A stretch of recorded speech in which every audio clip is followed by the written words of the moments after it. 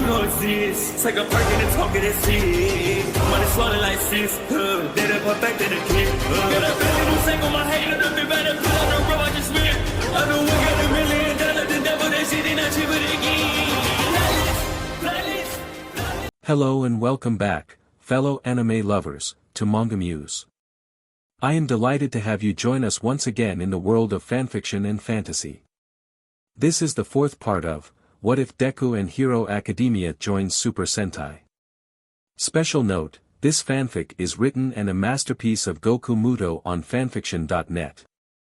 Do check and support the author too. Now smash the like, share and subscribe button for more. Also press the bell icon so that you never miss such great parts. Thanks for the introduction. Now let's dive into the world. Then you're no heroes, and most likely never will be, Ren stated in a blunt tone. Urakara resident evening. In an apartment building, a family of 3 was having dinner when they watched the broadcast on their TV. She is a short girl with a slender yet curvy figure. She is fair-skinned with a perpetual blush on her cheeks. Her eyes are large and round, their irises a warm brown, with rather thick upper eyelashes, 2 longer and more prominent ones protruding outwards on either side, and fewer but more individually pronounced lower eyelashes. Shoulder length and about the same color as her eyes, her hair is bobbed and curved inwards at the ends, 2 longer clumps taking the same shape on either side of her face, and short bangs that reach roughly a quarter of the way down her forehead. On the top inner segment of each of her fingers, she has a small pink pad, somewhat resembling the toe of a cat or a dog's paw. Her name is Ochako Urakara. A hero would care not about themselves to the point of stupidity. It's always others first, themselves far second. Anyone who is only in it for the money or to be in the spotlight isn't a real hero. Ren told them. That would be impossible for most heroes.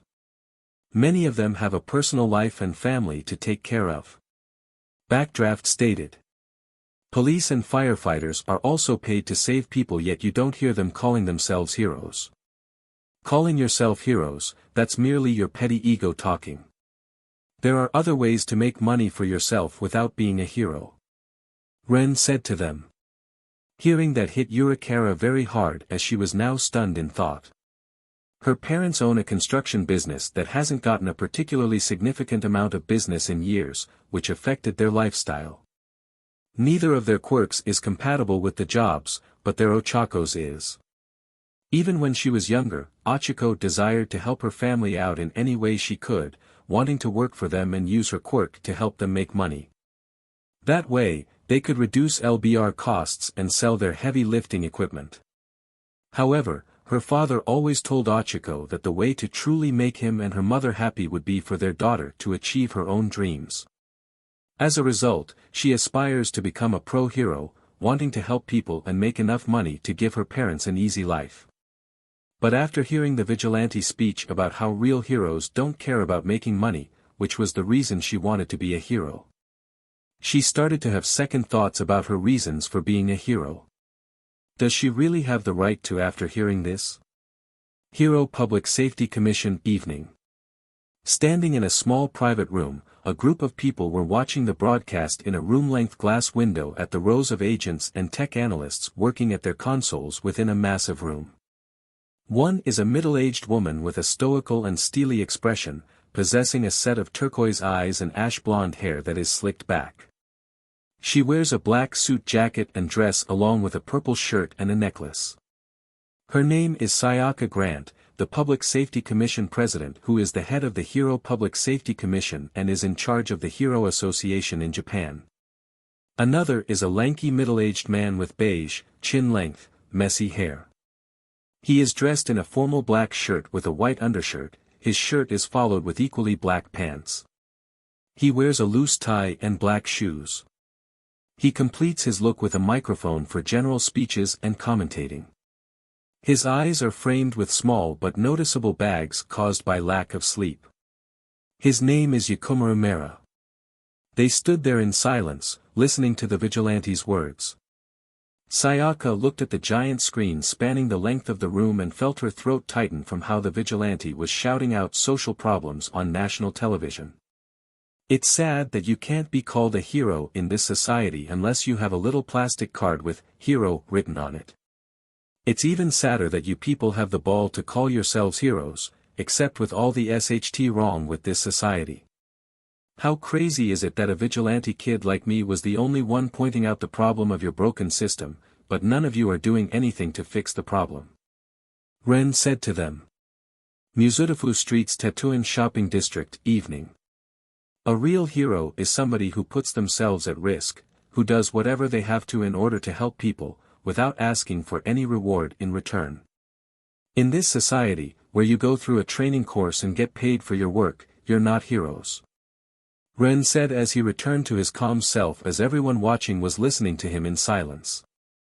Anyway, you people don't have the right to call yourselves heroes. I'm sure there are good heroes out there who are actually trying to make a difference and don't take their abilities and positions for granted, but from what I've seen, not many of them exist. Especially the third-string fake heroes who only do this for money, fame, or recognition.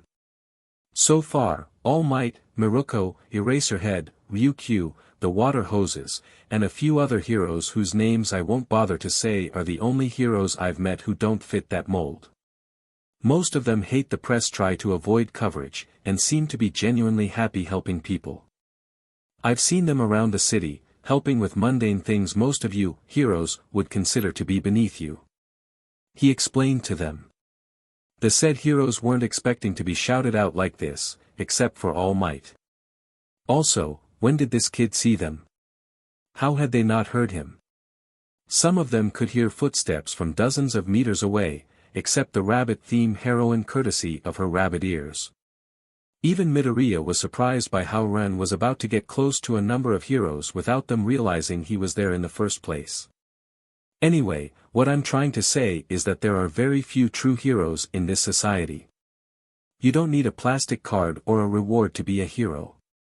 If anything, they prevent you from being one. There's no such thing as illegal heroism. The right thing is the right thing, and you shouldn't need a plastic card to help people. And also not to judge others based on their quirks but on the type of person they are. That's the main problem with this society, especially that you've all forgotten what it means to be a true hero. Ren said, putting back on his helmet as he let his words skin into everyone's minds. This worked very effectively as not one of the heroes in the alley bothered to make any opponents arrest Ren or Midoriya for their attention. Ren then walked away from the new crew, who was still stunned that they got some amazing fudge time with the vigilante, as he made his way to Midoriya and Nick. You ready to leave? Ren asked Midoriya. Why yeah. Midoriya said as he was still shaken up from Ren's speech. Nick, we need a lift, Ren told his partner. Okay, Ren. Nick said before jumping back and turning into a motorcycle which surprised everyone watching. Hatume resident evening. In some kind of workshop of some kind, a girl with pink hair watched the broadcast on a TV. She is a reasonably short girl with quite a mature build.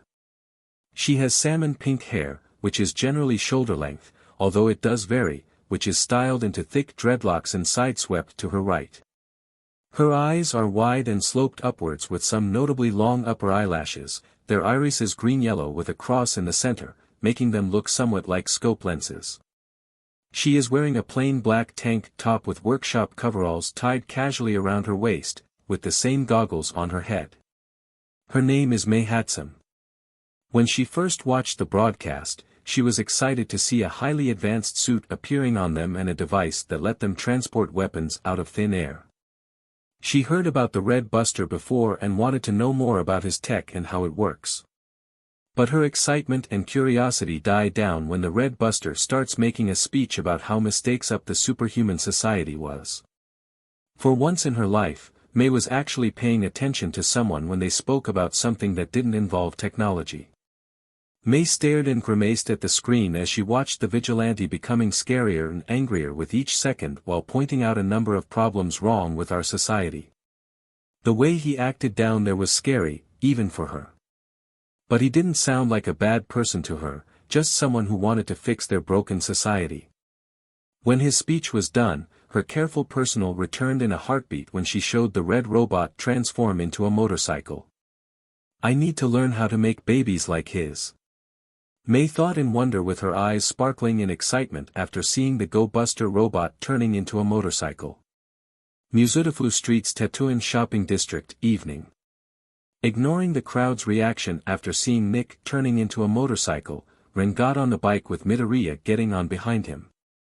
Hold on tight, Ren said to him. Okay. Midoriya said with a nod while holding on. Ren pulled back the throttle a few times before telling the crowd of people to move out of the way, as they did just that make a path for them. He drove up to Toshinori and Eri who were smiling at him before stopping right next to them. Ren Oniai-chan, you were amazing. Eri happily said to him with excitement. Thanks, Eri, Ren said with a smile as he picked her up and placed his sister in front of himself. Hold on tight so you don't fall over, Eri. Okay. Eri said, doing as he said. Ren looked at Toshinori before nodding at him, with the number one hero returning the favor with his own nod with a grin on his face as the Sentai rode off into the distance leaving the heroes and civilians behind with no one following them. Meanwhile, Bakugou was taken to the hospital right before watching Ren and Midoriya leave. When the ambulance was driving him to the hospital, the teen was shaking in unbelievable rage. I was saved, by a quirkless loser and a stupid vigilante scam. Bakugou thought, grinning his teeth in anger behind the breathing mask. He replays the fight against the sludge villain and how the two defeated him easily. He couldn't even so much as hurt that villain, but some goddamn vigilante in Deku managed to do it. Now all the attention was on them. Everyone sees them as a strong hero, while everyone looks at him as a helpless weakling. He even had the ball to call that DMN nerd that he was AF hero and spot some bullshit nonsense about our society. What does he even know what it means to be a hero? He's just a goddamn vigilante with some fancy butt suit. If that wasn't bad enough, Deku saved him with his own suit too. The anger and humiliation of being saved from that DMN nerd were showed on Bakugou's face, and he was holding himself back from cursing and firing off explosions in rage. I'm supposed to be the strongest there is, and yet Deku and some vigilante nobody saved me. Bakugou thought, becoming more angry by the second, as an image of Ren and Deku popped into his head. I sorrow I'll get those two back for this. Bakugou vowed to himself. Musudafu, public bar, evening. After the vigilante left the scene, everyone in the bar slowly went back to what they were doing but was still thinking or talking about what the Red Buster said to the entire country. Okay, that just happened. Pixie Bob commented, breaking the silence. Yeah. Ragdoll said while leaning back in her chair as she lost her cheerful voice. Man, that kid was not holding anything back, Tiger said, running a hand over his face. I can't believe he busted everyone hero in the country on national television. Mandalay said in shock at what the vigilante just did. Well, she can agree that there were some problems wrong with their society, but something like this was going to have a lot of negative effects. Especially for the Red Buster after what he just did. She was just hoping nothing bad would happen to the boy. Miruko didn't say anything after the vigilante left the scene as she was still staring at the TV screen with an intense gaze in her eyes. She then quickly got up from her seat, getting her friend's attention. Pay for my drinks for me. I got somewhere I need to be. Miruko said before running out of the bar before the pussycats could respond to her. The rescue heroes were just confused by their friend's actions, as they didn't expect that from her. Mandalay was the only one who noticed the look in Miruko's eyes and only knew what it meant. Wait, don't tell me. Mandalay thought in concern as knew that look in Rumi's eyes and hoped that she wouldn't do anything too crazy. At the same time, different villains were watching the broadcast from a phone screen from one of their associates or their personal phones. One was in a bar with his comrade, they had just figured out what they were going to do. The second villain was in a lab underground working on protecting a certain drag. The last villain was standing on top of a rooftop in a crowded city. Kamino, Yokohama City, bar, evening. In a poorly lit bar, there were dangerous-looking people with quirks hanging around there. On the counter was a man with hands all over his body. He was watching the broadcast of Ren's speech on his phone. He is a slim man with pale skin, tinged yellow teeth, and wrinkled a great deal around his eyes. His lips are chapped and uneven, with a small mole on the right underneath, with visible scars on his right eye and under his lip. He has messy grayish-blue hair of varying lengths, the longest clumps reaching to about his shoulders, left hanging over his face in uneven waves. His eyes and mouth are normally obscured, but when visible, they are usually stretched wide in a rather maniacal manner, their bright red irises very small. This man's name is Tamura Shigaraki. Behind the counter was a man with a warp as a body watching the broadcast as well. His entire body is made out of a dark purple mist, save for his eyes, which are glowing yellow. He normally wears a very elegant suit with a tie and has a metal brace that goes from around his collarbone to just below his eyes. The other man's name was Kurojiri. This is a big problem. Shigaraki said out loud in irritation as he looked at Ren on the screen in disgust. The only person to ever make him feel this way was All Might, and knew he was starting to hate these kids even more than the symbol of peace. But I will destroy you and that blue partner of yours one day, brat. He said with a cold tone. Kurojiri didn't say anything as he slightly sighed at his leader when he got worked up by this. He just only hopes that those go-busters don't pose too much of a problem for him and his MSTR in the future. Shai Hasaikai Resident Underground Evening. In a Dame Underground laboratory, Overhaul and Kurono were watching the broadcast on Kurono's phone. So that kid is the Red Buster? Chisaki said, giving Ren a cold gaze. Chisaki was livid for a number of reasons. He had worked so hard to get to this point. Putting the old man in a coma, using Ares' quirk to make the quirk erasing drag, and building up his organization from the shadows. Everything was going his way. Instead, he lost her to some new vigilante, playing a wannabe hero. Now he knew who the little puck was, and he was encouraging everyone with the disease that he was trying to cure from society, so the Yakuza could rise back up to the top before pro-heroes showed up. Yes, young MSTR.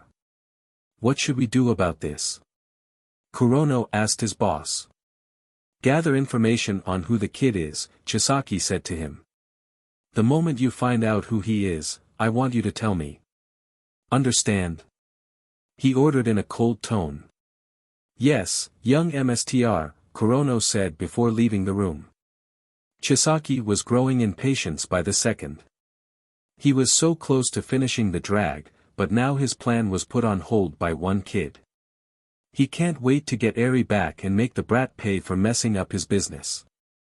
Hosu City Evening.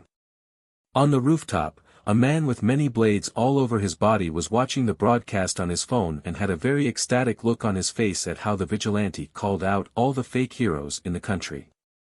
He is an intimidating, muscular man who walks with a distinct hunch and has a flat, somewhat triangular face without a nose, which he removed himself, and an extraordinarily long tongue, tainted with numerous small papillae.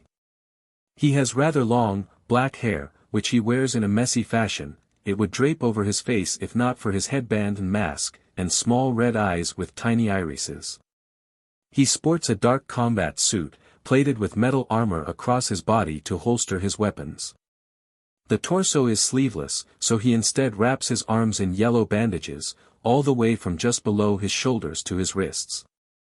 He also wears long black wristbands and a watch on his left arm, and his knees are protected with metal pads. The costume is completed by black boots with steel armor. He always dons his signature BLD red scarf and matching headband, as well as the tattered cloth he wears around his face as a mask. Kaizo Makaguro, also known as Hero Killer, Stain. Yes. This is exactly what I've been waiting for. Someone is finally standing up to those fakes and speaking the truth about this corrupted society created by false heroes. This is a true hero. Stain shouted while smiling maniacally. To think that someone so remarkable would ever be called a villain. It's blasphemous. Those Geo-busters are worthy of the title of heroes. He yelled out as he gave Ren his full support. Musudafu Street's evening. The sky was bright orange as the sun was standing with Ren, Midoriya, and Eri riding down an empty street on the Chaid and Nick motorcycle until they were far away from the crowd of people and heroes. They eventually stopped in the middle of the road when Ren thought they were in the clear. Okay, this should be far enough, Ren said, stopping his bike. We can get off now. He said to Midoriya. Alright. Midoriya said nervously as he got off the motorcycle. Ren got off next before he grabbed Eri under her arms to lift her up off the bike. Up you go, Ren said, holding her up, making the little girl giggle in happiness before placing her down on her feet. Thanks, Ren Oniai-chan. Eri said to her brother. Man, today was something, huh? Nick said before switching back to human form. Yeah, it was, Midoriya said before asking something important. So do you know how to get out of this costume? It's cool and all, but I don't want my mom to freak out when she sees me in this. He asked. Oh, that's easy, Ren said before twisting the dial on their morphing braces to power down from his suit, changing him back to his street clothes. Just do what I did and your suit will come off. He showed him. Midoriya did exactly as he said, and in a flash of blue light surrounded his body before quickly fading, returning the quirkless boy back to his school uniform. Whoa, that was something. I can't believe I have a quirk now. Midoriya said to himself. It's not a quirk. Ren informed him, making Midoriya look at him with curiosity. It's called a buster power, and I have one too. You are still quirkless but with special powers. He said. Oh, I see then. The green hair boy said while looking at his morphing brace for a brief moment before looking back at Ren. You're the vigilante that appeared 2 weeks ago? Midoriya asked him. Ren looked at him before rubbing the back of his neck. Yeah, that's me. He said before extending out his hand. The name's Ren Amamiya, but you can just call me Ren. I'm from America before moving here to Japan. He introduced himself to his new partner. I'm Izuku Midoriya. Midoriya said to him as he extended out his hand to shake Ren's hand. But I guess I already told you that. Nice to meet you, Izuku. Ren said with a friendly smile, shaking his hand. Likewise. Midoriya nervously said with his own smile. I'm Chaida Nick, Ren's personal buddy Roy, but you can just call me Nick. It's nice to meet you, Izuku. Nick said to the boy. It's nice to know you, Nick, Midoriya said before getting a good look at the robot. Whoa, I just now noticed, but I've never seen or heard of a robot like you before. He said with excitement in his voice. That's because I'm one of a kind, Nick said with a pose. That's amazing. Midoriya said before looking at the white-haired little girl next to Ren. So, who's the little girl, Ren? Hearing that made Eri slightly flinch as she hid behind Ren and clung tightly in worry. Easily, there is. He's not a bad person, see. Ren said, holding on to her head as Eri looked at Midoriya once again. Midoriya noticed this and had a little worried look on his face. Oh, no, I have to do something, or else she'll be afraid of me. He panicked a little before remembering what All Might would do in this situation. That's right. Just give a bright smile like All Might does all the time. He thought before swallowing nervously as he walked up to Eri, then bent down to her level. Eri was a little weird since she didn't know anything about this new person and just trusted her brother's word. Hey there, my name is Izuku Midoriya, Midoriya said calmly with a bright smile like his idol hero. Can you tell me what your name is? Seeing his smile made the horn girl calm down a bit as she answered his question. My name is Eri. Eri said nervously while holding on to Ren's leg. Eri? That's a lovely name you have. Midoriya said, closing his eyes while still smiling. And I love your outfit. It makes you look cute. Thanks, my Oni-chan got it for me, Eri said with a light blush on her face. Ah, really now? That was nice of him. Midoriya said back, making the girl stop hiding from him. YYU and Ren Oni-chan were cool fights against that villain.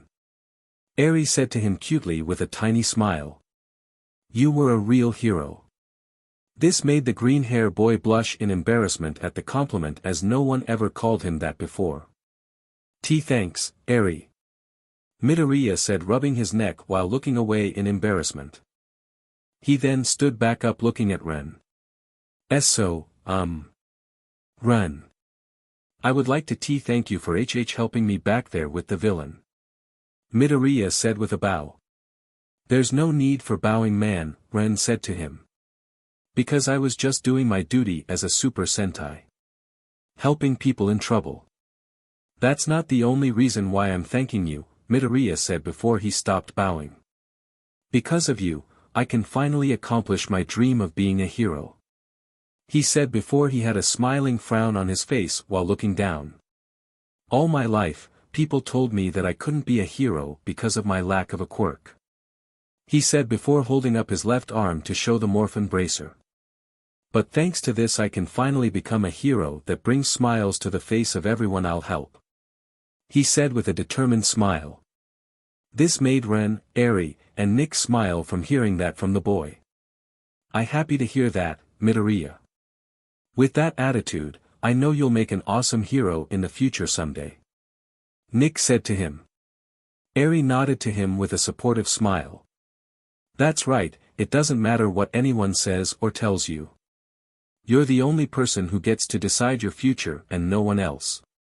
Ren said to him with a nod. If someone tells you can't do it, then you'll have to prove them wrong with your actions. Midoriya thought about Ren's words as they made sense to him. Right. I'll be sure to do that. Midoriya said happily before asking something else. Hey, Ren, can I ask you something important? Sure, what is it? The American asked. Why, you mentioned during your speech that there were some quirkless heroes. Is that true? Midoriya hopefully asked. Yeah, I know a bunch of them actually. I wasn't lying when I saw that. Ren said to him with Midoriya had a beam look of curiosity on his face. And all of them were able to do amazing things without superpowers. It is just that the people in this world are so ignorant that they label those with no powers without giving them a chance to prove themselves. Not to mention all the other messed up things wrong with society. I can understand that feeling. Midoriya said, looking a little worried as he could think back to a number of times people picked on him for being quirkless. I mean, I'm a perfect example of it, with me being quirkless, he said before looking up at Ren.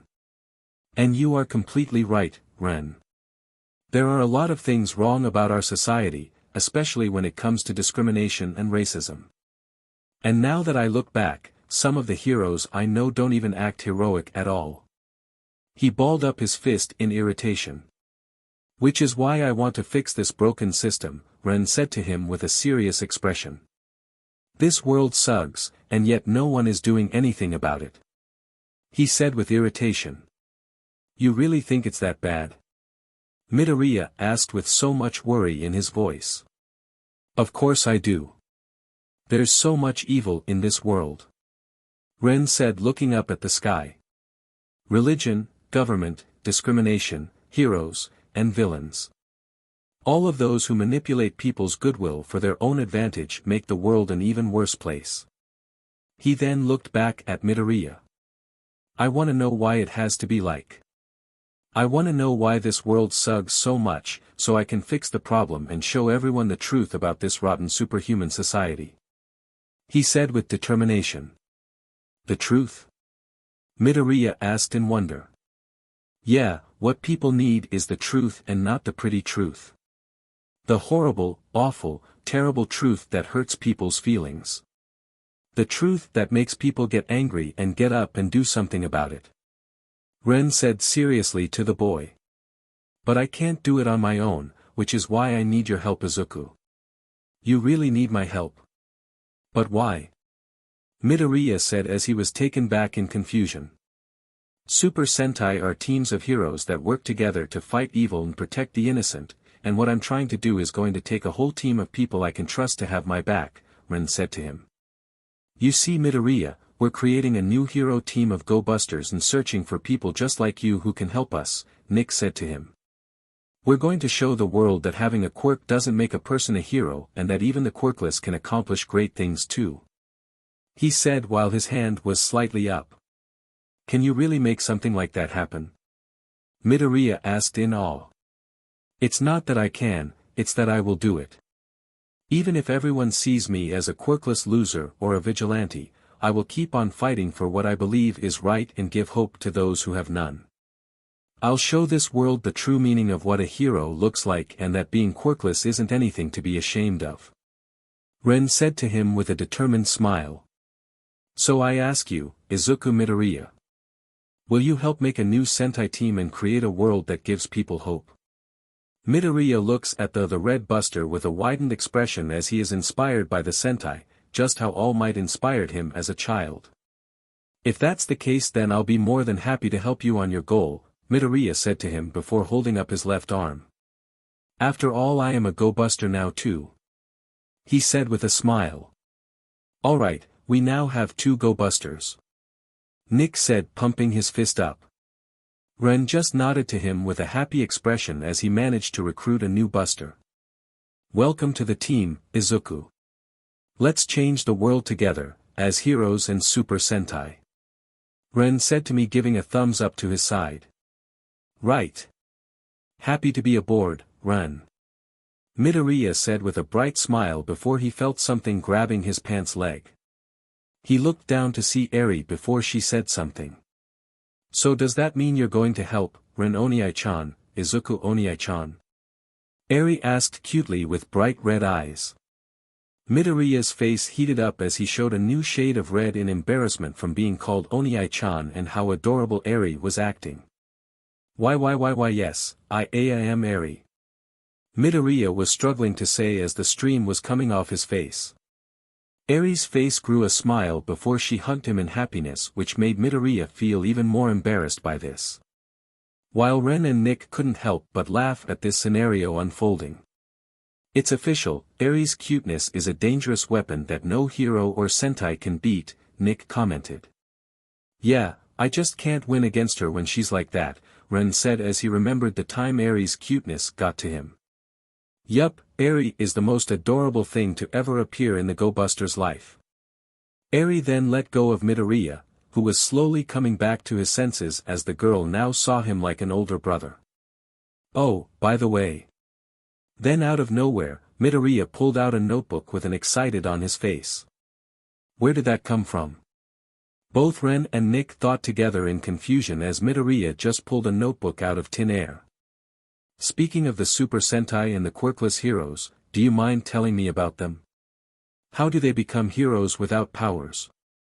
Their equipment, costumes, and fighting styles. And also about the other heroes you knew.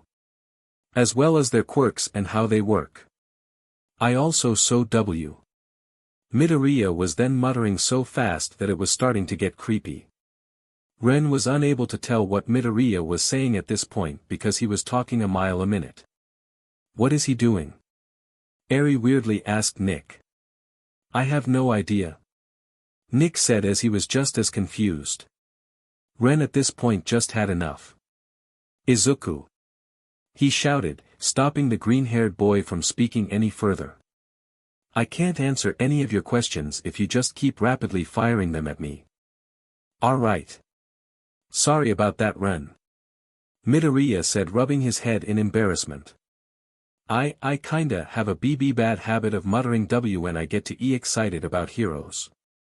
So you're a fanboy? Ren simply said with a raised brow. Kinda. Midoriya awkwardly said quietly. Nothing wrong with that, Ren said, patting his shoulder.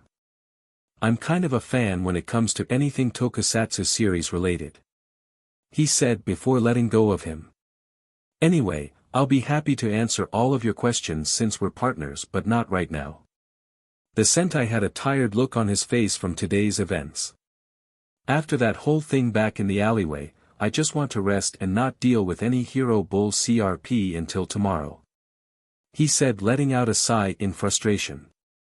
Midoriya could see the frustration on his face when he mentioned the incident and understood that this wasn't the best time for questions. So he decided to hold off on asking anything until Ren was ready to tell him. I see, so Midoriya was about to say something else until. HUI, I've got a bone to pick with you BSTRD.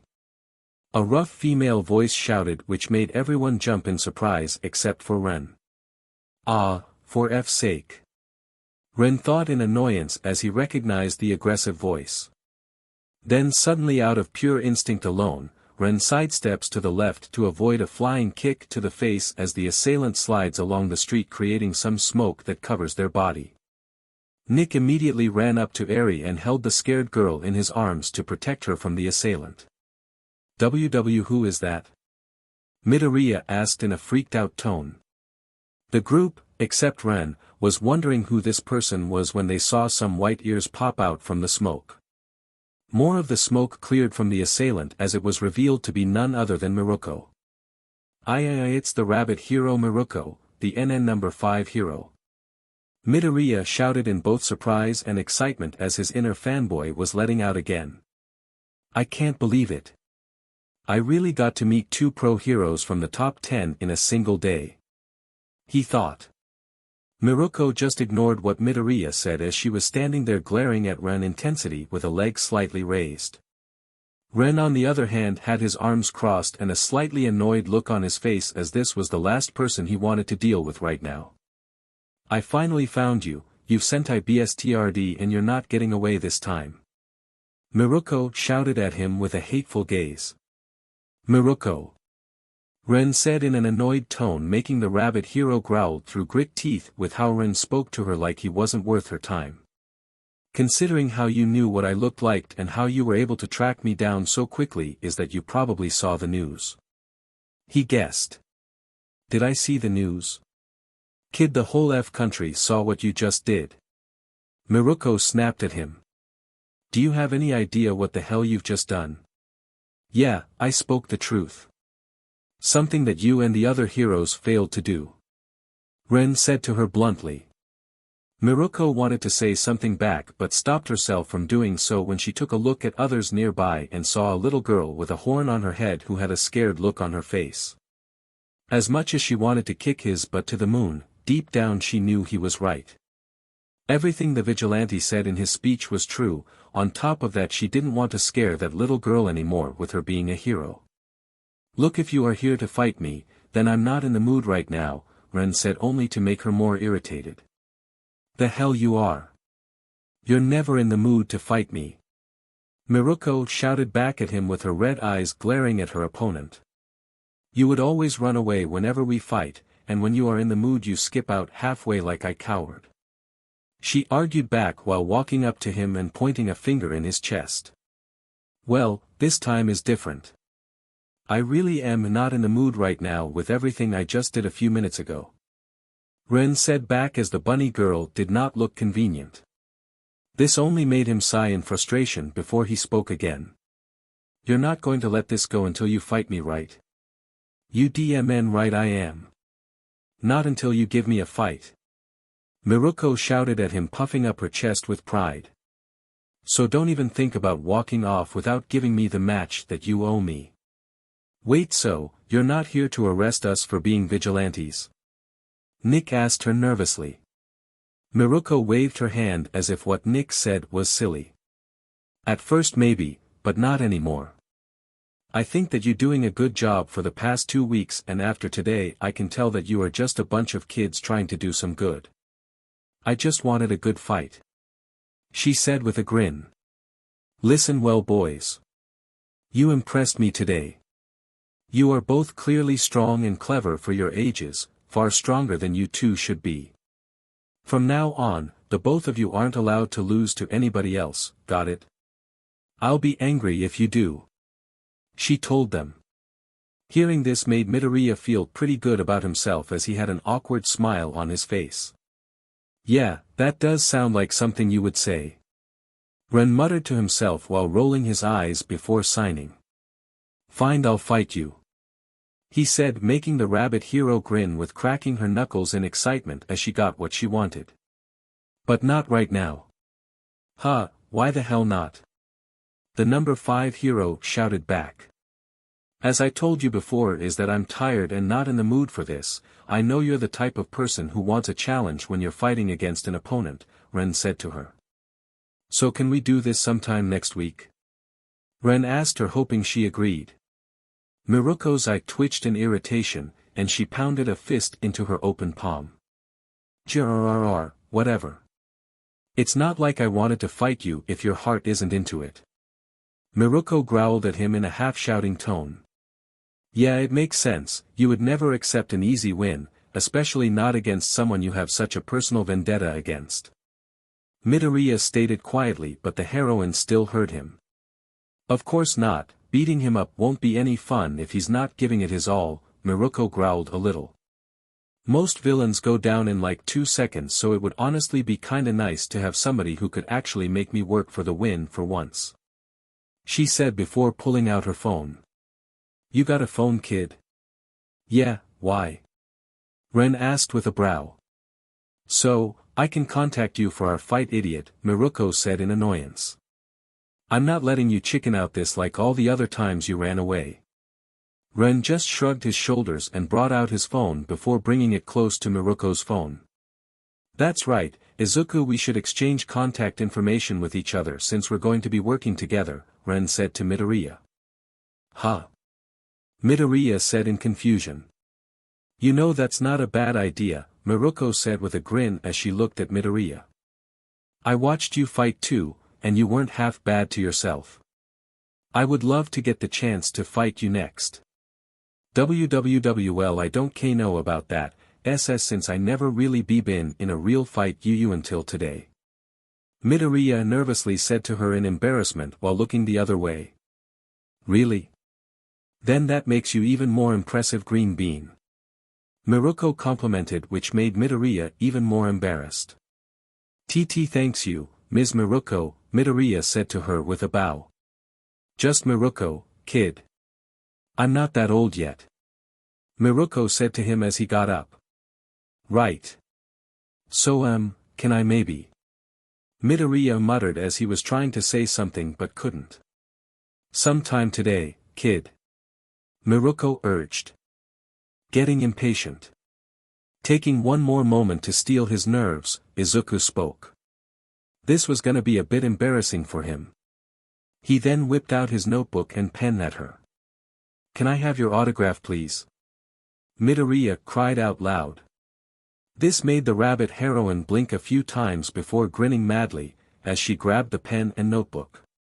Sure things, green bean. Since you impressed me today, I'll give you my autograph. Miruko said while opening up the notebook and signing her name in it. Here you go. She handed him his stuff back, as Miruko was known for rarely giving out autographs that were for special events at children's hospitals. Midoriya's face was shining brightly as he was fanboying over getting another of the top 10 heroes' autographs in a single day. This is the best day ever. Midoriya cried out in joy while looking at Miruko's autograph. Well, someone in a good mood, Ren said, chuckling. He really is a fanboy when it comes to the hero. Nick muttered quietly to himself. Eri just giggled at Midoriya's happy expression. So are you going to keep staring off into space, or are we going to exchange numbers? Miruko said, losing her patience, snapping him back to reality. Oh, okay. Midoriya said, pulling out his phone quickly and bringing it up to Ren and Miruko's phones. After a few seconds, they exchanged numbers with one another. So the kid's name is Ren Amamiya, and the other one is Izuku Midoriya. Miruko thought with a tiny grin across her face. Now I finally got him a reason to fight me. I can't believe I got a number from a girl. Midoriya thought as his heart was beating fast in embarrassment while looking at his phone. Ren looked at his phone screen to see 2 new numbers added to his contacts list next to Toshinori. Rumi Usagiyama. Ren thought, now knowing the hero's name. Hey, you read but, Miruko said, getting his attention. You better contact me next week, at this time, in this city though, and don't get caught by any other heroes before I get the chance to fight you. She said, relaxed her shoulders, though she had flushed cheeks as well. If you dare break your promise to me, then I'll kick your butt so hard that even your grandchildren will feel it. She blushed, looking the other way. Seeing this made Ren and Midoriya look at the rabbit heroine in shock, as they didn't expect that from her at all. Nick was taken aback by the sudden change in attitude. Eri didn't know what to think but saw that Miruko was kind of cute with her acting like this. Midoriya had widened eyes and a big blush on his face as he had never seen this side of the rabbit heroine. Ren couldn't help but have a blush across his face from seeing Miruko ask like this and thought she looked very attractive right now. Did she just pull a tsundere? Ren thought while looking down on a certain area of the bunny hero. At that moment Rumi was already turning to look at the black spiky hair boy only to be met with wide eyes and an even brighter blush. Despite it being a mere millisecond, she was almost positive Ren was staring at her peach as the Sentai quickly turned away to avoid her catching him in the act, but was too late because she's already noticed. The sight of this caused her face to turn a little red, yet she does her best to push that aside and smug as she turns to Ren and approaches the guy who was avoiding eye contact. So, you like staring at pro heroes but, huh? Miruko displayed a smile while elbowing the Sentai who was already slightly sweating. I was admiring your tail. Ren was sweating more at what he said while Rumi's smile grew. My tail, huh? An idea sparked in her head. That's located above my peach, huh? Miruko could see his inability to look at her, so she decides to turn to show him her peach. If you've liked to admire my tail so much, want a feel of it, it's quite fluffy. She said. At that point, Ren's blush turned him into a tomato as he immediately turned away. No thanks, I'm good. Ren replied and began to step back. Now please get your bub out of here. He simply ordered before blinking as he realized what he said. I mean your tips. Your peach. Yourself. Out. Damn it. He then tried to salvage his image as best as he could. This only causes Miruko to burst out laughing at the kid's frustrated. Ha ha ha, I didn't take you for an but man kid. Miruko laughed while saying. Yeah, laugh it up, bun, Ren said, rolling his eyes before turning to Midoriya.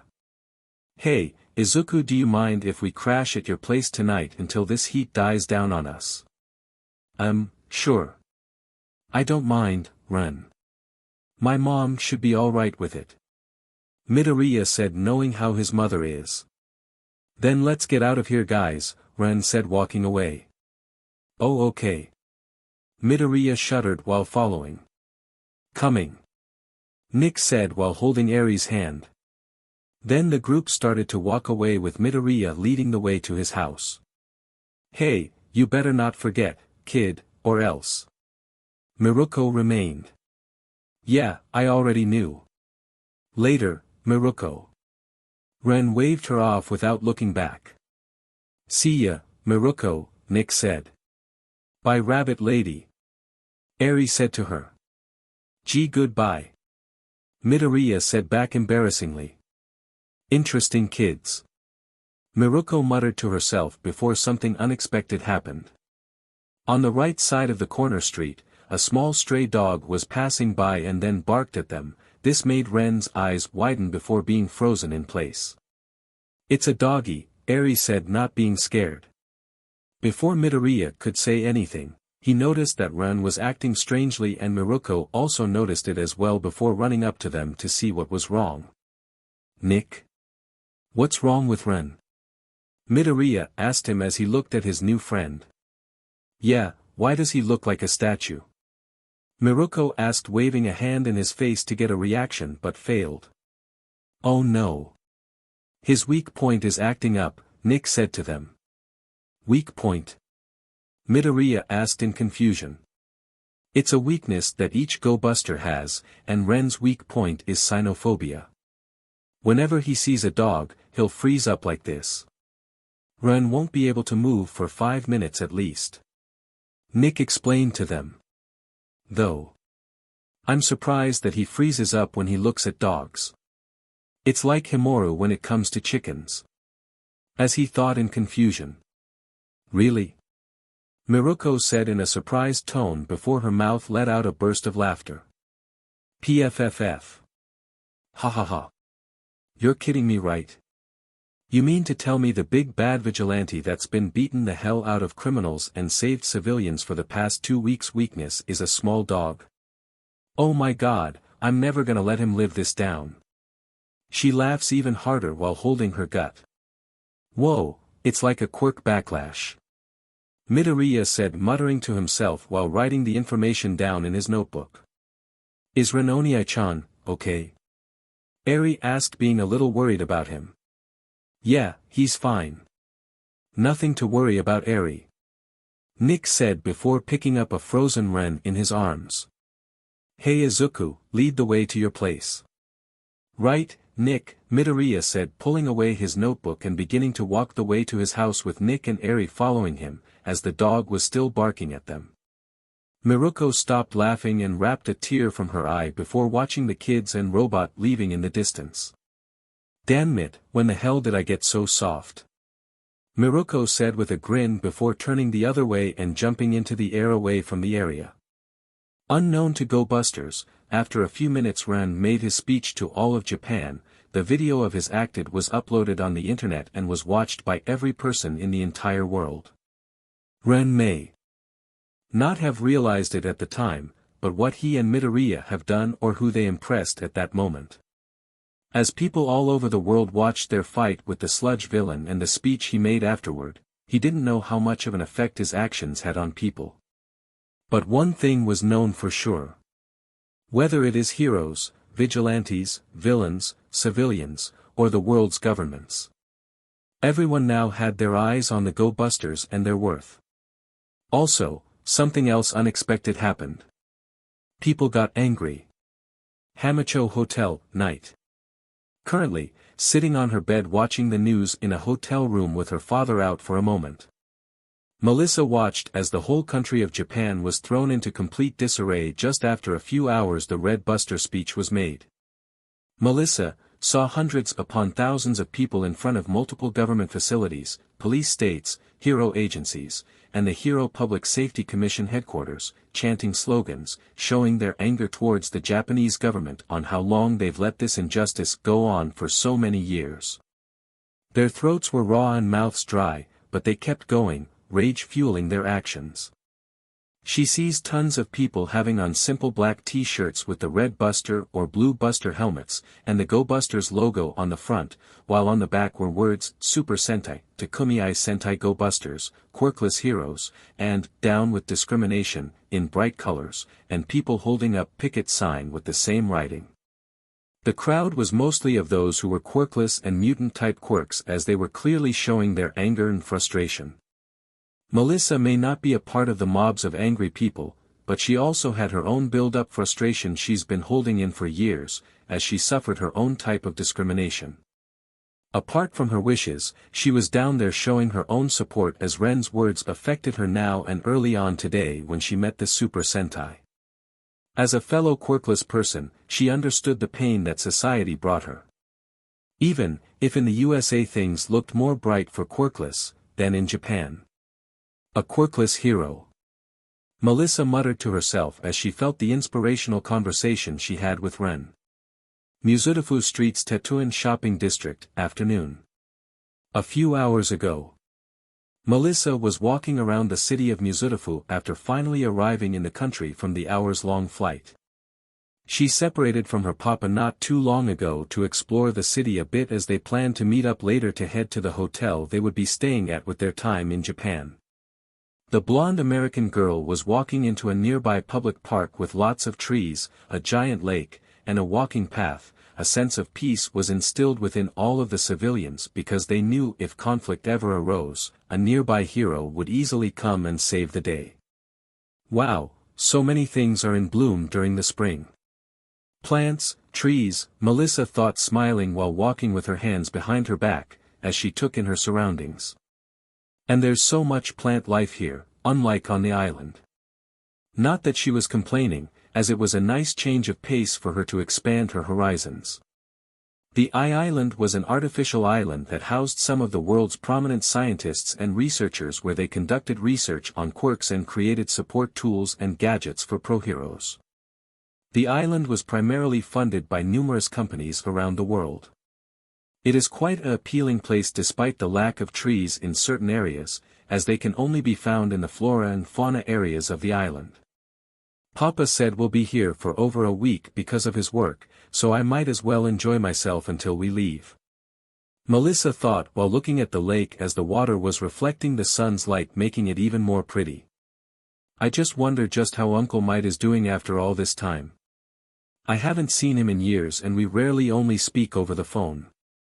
She thought, leaning her arms on the support rails of the lake while watching people going on about their day. Hey, did you hear that news last night? A middle-aged woman said while walking her dog, with another middle-aged woman wearing workout clothes. Apparently, that new vigilante called the Red Buster took down a human trafficking business that was smuggling children without parents overseas. The woman said in a dreadful tone. Hearing this ended up getting Melissa's attention, as she had both a bit surprised and intrigued expression on her face, looking in the direction of the woman who was over conversation. She didn't like to eavesdrop on people, but her curiosity won her over, as it had something to do with the Super Sentai. Yes, I did. A group of villains has a human trafficking business that forces kidnapped orphan children to fight with their quirks in a legal underground match. The middle woman with workout clothes said in a worrisome tone with a hand over her mouth. Melissa, who heard this, couldn't help but be disturbed by this, with how a bunch of villains were treating children. Those poor kids. It must have been a terrifying experience for them to go through. The woman with the dog said she felt bad for the kids. But lucky the situation was resolved and the whole operation was shut down thanks to the Red Buster. The middle woman with workout clothes said. Yes, it's a good thing the Red Buster was there to help children. The woman with the dog said with a smile. I know he's vigilant and breaking the laws, but you can't deny the amazing job he's doing. The other woman nodded in agreement as they continued to talk about something else, with the blonde-haired girl standing there intrigued with a smile after hearing what the vigilante did to help those kids. Looks like the Red Buster strikes again. Melissa thought with a smile as she slowly started making her way to the right. As Melissa was about to walk away, the blonde girl stopped in her tracks when she bumped into a boy with spiky black hair, which made them both fall back on their behinds. The two teens took a second to recover from their fall before looking at one another in the eyes. The boy in question was Ren, as he was in the park to take Eri to use the bathroom, with Nick helping her and him waiting outside for them. Ren couldn't help but find her, well, pretty, with her melons, peach, blonde hair, glasses, aqua blue eyes, cute attire, and good figure, a true American beauty. She seemed so much more sophisticated than most of the Japanese girls he had seen so far, except for a certain rabbit heroine that was Cece and black-haired white girl that was cute. But there was one word going through the American Sentai mind right now to describe Melissa: appealing. To Melissa, he looked to be American just like her, but looked slightly younger than her, given that he doesn't have any Asian trace, but there was something about him that let the boy blend in with the crowd. Melissa thought he was handsome with his spiky black hair, black eyes, perfect demeanor, and well-toned body. She never encountered a boy her age that she was this attracted to. After what seems like the longest shares in both their lives, Ren was the first one of them to come to his senses and be blind before quickly getting back on his feet. Oh, I'm sorry, didn't mean to run into you there. Let me help you with that. Ren said, offering assistance to her with his right hand out, as he was fighting back the light blush on his face. Melissa was blind as she returned back to her senses. Before grabbing his hand, he lifted her to her feet with ease, which made her curious if he had a strength quirk. I am fine, it's also my fault for not paying attention either, Melissa said with a light blush on her face, as she could feel his strong grip. The blonde girl gazed down at his right arm before moving in closer than Ren thought she would have and rolling up his right arm sleeve. Ren was aware of the closeness but assumed it was out of curiosity, so he just let this play out. So, I know this sudden question to ask, but what type of quirk do you have? Melissa asked while she began to inspect Ren's body. He definitely had muscle, it was lean and strong muscle. Oh, don't have a quirk. This is the result of years of martial arts training. Ren answered nervously with his free hand rubbing his back head. You're quirkless. So, it isn't a strength enhancement quirk, huh? Melissa said in shock, continuing to inspect the boy as she was still holding on to Ren's arm. To be this well-tuned without a quirk is truly amazing. She continued in awe. Thanks, but can I have my arm back? Not that I don't mind having a pretty girl holding it for this long. Ren asked, making the girl's face turn scarlet at this point. Melissa immediately let go of his hand, as she backed away from him a little to give the boy some space. Sorry about that, my curiosity got the best of me again. She said, calming down a bit with her hands together in embarrassment. I don't really mind at all, Ren said, waving it off like he didn't care. So, American? He asked with a smirk. What gave it away? Melissa asked with her own sly smirk. Blonde hair, no Asian trace, and possibly the prettiest girl I've seen in my life. Ren said as he started to switch to speaking in English. The blonde girl giggled as she understood what he just said. Aren't you a smooth talker, Melissa said, talking in English too. I guess there's no hiding it to someone from my home country as well. She paused for a moment. Nice to meet you. My name is Melissa Shield. She introduced herself to him. This made the Sentai a bit surprised as he didn't show it. Wait, Shield. As in the American family that Toshinori told me about? Ren thought as he remembered that the number one hero did say something about him being friends with a famous American inventor. If I'm not mistaken, then you must be related to Dave Shield. The world-recognized scientist from the Island, who had made suit designs and support gears for many heroes. He asked the girl. Yes, I'm that Dave Shield's daughter, Melissa said with a bit of pride in her voice. So what's your name? Oh right, I'm Ren Amamiya, but I like to go by Ren. Ren said, introducing himself. Ren, huh? Melissa said with a finger on her cheek before smiling. That's an interesting name you have there. Well, it's not as pretty as you are, Miss Shield, Ren said back with a grin. Melissa's face heated up with a blush, then refused to meet his gaze. Her eyes darted away from Ren's face to the ground as if she just realized that this was the first time a guy was talking to her like this, and it had just now sunk into her mind. You can just call me, Melissa. Melissa said, looking back up at him. Sure thing, but if you don't mind me asking, what are you doing here in Japan? Ren asked her. For my papa's work, of course, Melissa answered, smiling as she walked over to the rails next to the lake, leaning on it with her back. He here's on a business meeting for the next upcoming Island Expo in a few months, and asked me to tag along to help him with his work, and since this will be my first time in Japan. She explained as Ren walked up next to her, leaning on the rail as well. I see, Ren said with interest. So you're an inventor just like your dad? He asked the girl. Yeah, Papa taught me everything he knows about creating support gear and other tech, Melissa said with a smile. Like father, like daughter, huh? Ren said with a little chuckle. You must be some sort of a genius like your old man. He remarked. Well, actually. Melissa said softly. Not too long ago, I was getting terrible grades. That's why I've been studying so hard lately. I've got to be a good student if I want to be a hero, and since being a scientist is the only way I can help people. She said bitterly as this got the boy's full attention. What do you mean by that? Ren asked with a raised eyebrow.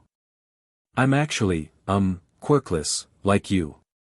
Melissa said, awkwardly as the boy's eyes widened in surprise from hearing that. Yeah, it's Dash. You're quirkless too. Ren said as he paused for a second to think about something that just came to his mind. You wanted to be a hero, didn't you? He asked with a frown on his face. Yeah. I always wanted to be a hero, but after I turned 5 and was told I was quirkless, I pretty much gave up on being a pro a long time ago. Melissa said, a little sadly. But after Dad and Uncle my uncle, told me about how being a part of a support crew meant that I could be a hero to pros, I decided that I could be just like my dad and make support gear for heroes. She said with a determined tone in her voice. Ren looked at the girl in amazement at how far she was willing to help others despite her lack of powers. You are a really amazing person, you know that, Melissa.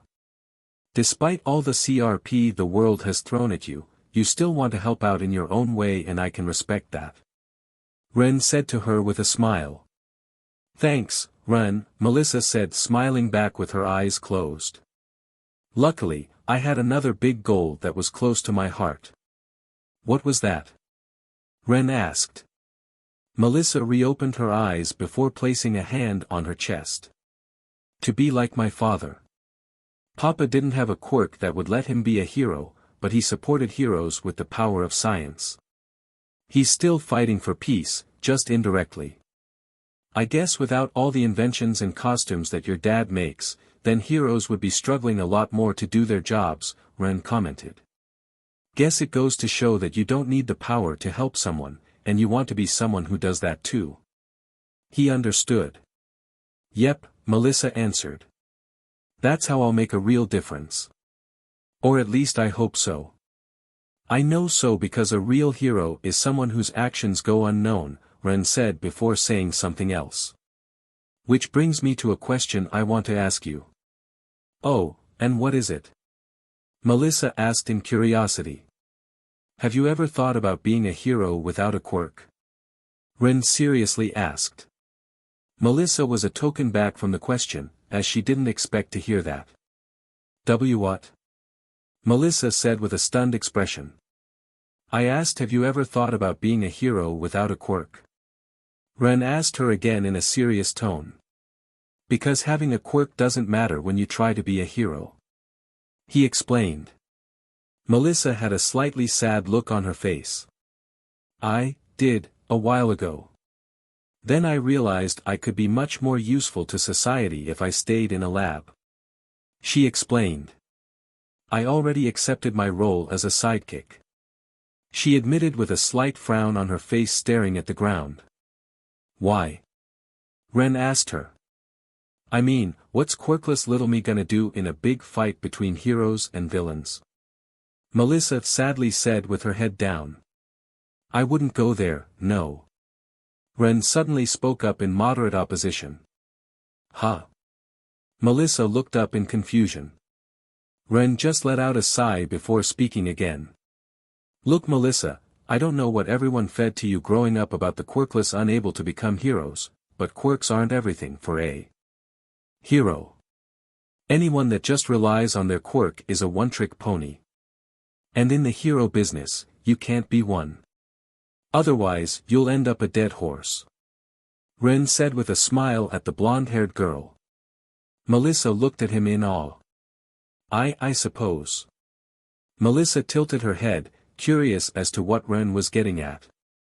And if you still have doubts, then I'll have to prove you and the rest of the world wrong by becoming the first ever quirkless hero in history, Ren said, making her look back up in surprise. What? Your plan on being a hero without a quirk? Melissa shouted in disbelief. Yeah, what's so hard to understand about that?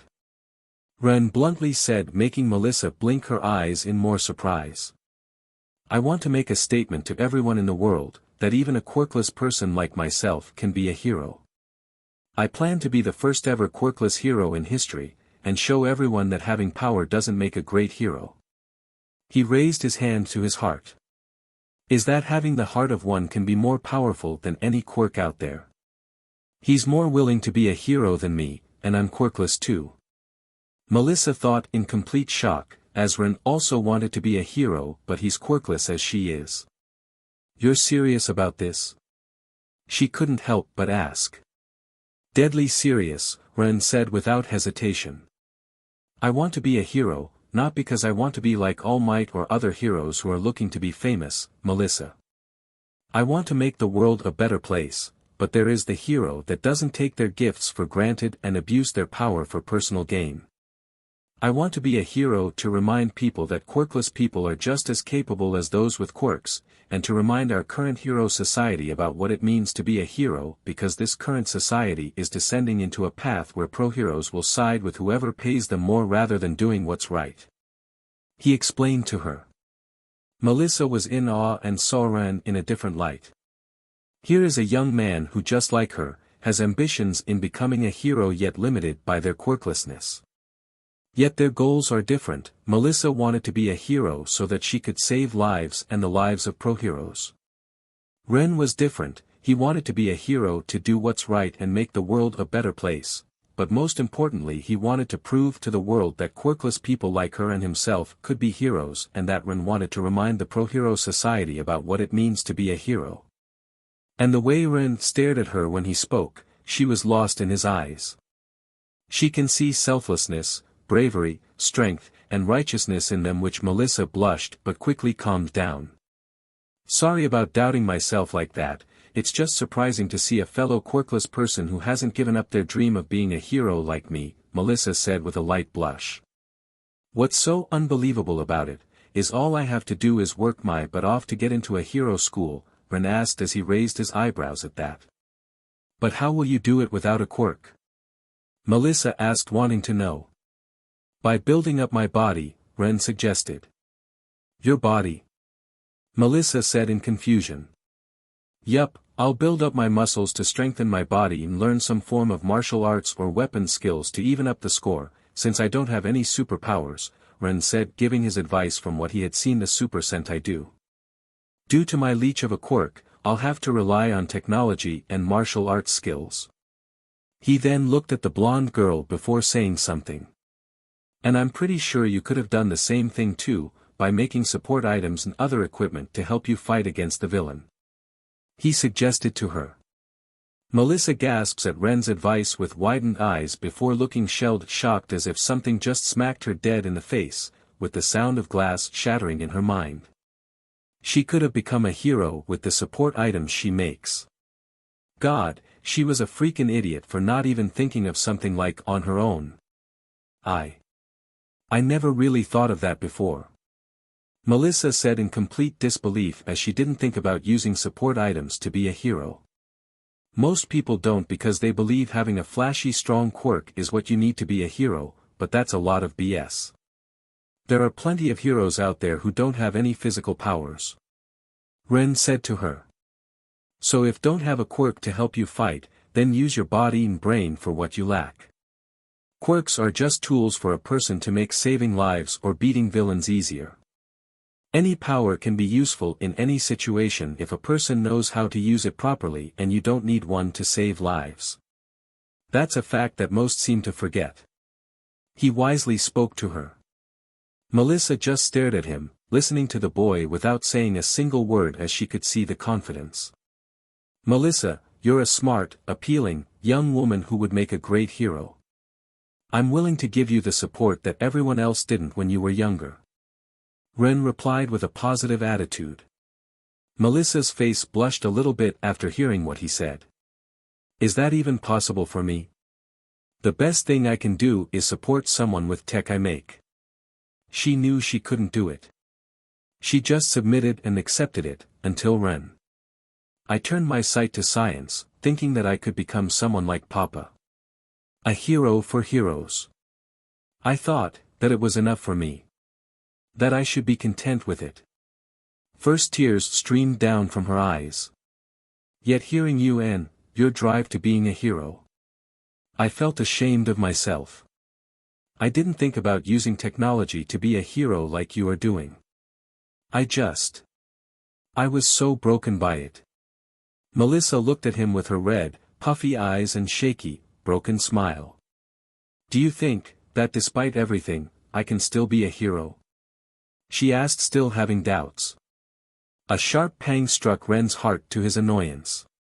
He can only imagine the pain and discrimination she felt every day, and it just made him angry. Smiling lightly, but putting as much feeling as he could in it, Ren answered in a soft, serene voice. Of course you can. All you have to do is try and never back down. But you gotta believe you deserve it, not to mention clear your head of doubts. Ren offered her support, placing a hand on Melissa's shoulder. And when you do, you'll be blown away by what you can do. He said, looking in her teary appealing eyes. Even if you accepted the fact that being a scientist is the closest thing you do to helping people, there's still a part of you inside that wants to be a hero. When your heart longs for something, you need to be stubborn and do not give in. You can be quirkless, but it doesn't mean that you can't be a hero. A huge smile showed on his lips. If anything, it gives you even bigger motivation to prove everyone, whoever doubted you wrong. Yourself included. Melissa was now speechless at the words she just heard. The smile of Ren reminds the American girl of her Uncle Might, who reassures people with a fearless smile. She wonders if he could become the next All Might due to his great advice. She feels confident about her dream of becoming a hero now.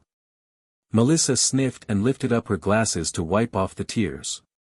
Thank you for that. I really needed it, she said in a wobbly voice. Taking a few deep breaths and straightening her back, she gazed at them with a huge, graceful smile on her lips. Ren counted it as another great achievement in his path to becoming a Super Sentai. He saved another broken person and most likely gave the world a great future heroine. He couldn't wait to see what type of person she'd become in the future. So, how was it? Ren referred to his little speech. Melissa looked down and chuckled softly. It was a little chalky, she replied. Oh, we all know that, Ren said with a little drawl and a laugh before getting serious again. So are you going to decide what to do? It's your life, your decision. Melissa looked a little unsure as she gave a weak smile. I don't know, but I finally think I can become a hero, she said back. Well, whatever choice you make, I hope you do regret it in the end, Ren said to her before giving off a cheeky smirk. Also, if you're looking for a trainer, I would be your teacher. I think I can teach you some moves. Melissa just smiled and caught the hint, as this wasn't the first time a guy flirted with it, happening all the time back on the Island, giving her looks as if she just turned them down. But for some reason when Ren does it, she doesn't really mind, so decides to play along with him. The young woman walked up to his face, put her right hand on his chest, and then put her left hand under his chin. Ren and Melissa were looking at each other both in their eyes, and honestly, Ren was feeling hot right now as he kept up his poker face. Melissa decided to up the ante by moving her head near his right ear, and the girl soon brought her lips to the boy's ear. Ren could feel her warm breath and his pants got tighter as he waited for anticipation. Nice try, Melissa whispered in the black-haired boy's ear, and that boy only slightly chuckled a bit. Can't blame a guy for trying, right? Ren said back to her with a grin. Nope, Melissa said, letting go of his body. But it's a good start, she said with a sly grin before whining at him.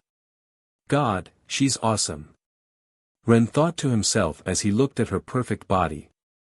Man, he's so cool, Melissa thought as she looked at him. Hey, Ren, a new voice shouted, making the two American teens turn to the voice. They see Nick, who was holding Aries' hand while walking up to them, as this caused Melissa to look star-struck at the buddy Royd with her inner scientist started to fire up before squealing like someone half her age. So did you guys finish up? Ren asked them. Meh, Aries replied with a nod. Yeah, sorry to keep you waiting, Nick said to him before he noticed Melissa standing next to him. Hey Ren, how's your new friend?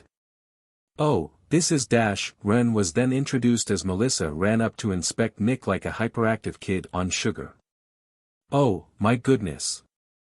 I'll never see such an advanced robot like you before. Melissa shouted while invading Nick's personal space and asking dozens of questions, as Buddy Royd was overwhelmed by the blonde girl. Well, take about a change of personality. Ren thought in amusement as he thought this side of hers was adorable. So, do you have a name by chance? Melissa said, still checking out Nick's body. Chaida Nick, I'm Ren's personal Buddy Royd, miss. Nick awkwardly said to her. Oh. How rude of me, I forgot to introduce myself. Melissa coughed before stepping back from the robot and gave an appealing smile. I'm Melissa Shield, nice to meet you, Nick. She said before turning to Ren. So Ren, did you make Nick your or something? She asked in curiosity. No, not really. He was given to me by someone else. Ren awkwardly said as he didn't know how to answer the question without revealing too much. It's kinda complicated to explain. Oh, I see then. It's on a need-to-know basis, right? Melissa asked with a raise. Yeah, something like that. Nick said to her. Then I want to ask any more, Melissa said with a bit of disappointment, with another giggle coming from the blonde girl before something caught her eye. A little girl with white hair and a horn on her forehead was hiding behind Nick's legs, looking at her with trepidation. Before she could question who the child was, the child looked over towards Ren. Ren Oniai-chan. Who is this lady? Eri asked, heading behind Nick in worry. Melissa had a blank look on her face. Did she hear the child right? Brother? But they don't look anything alike.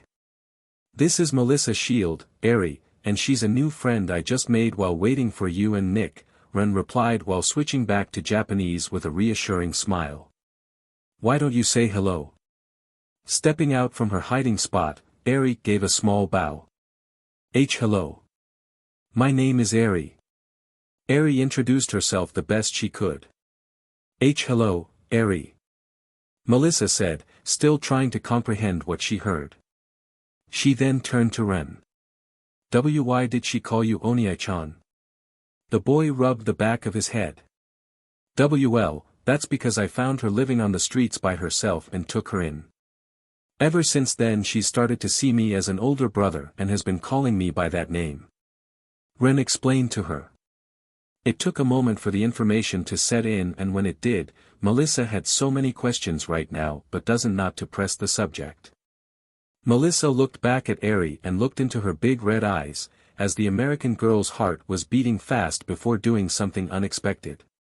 With speed that they didn't think was possible from the quirkless girl, Melissa scooped up the child and held her close.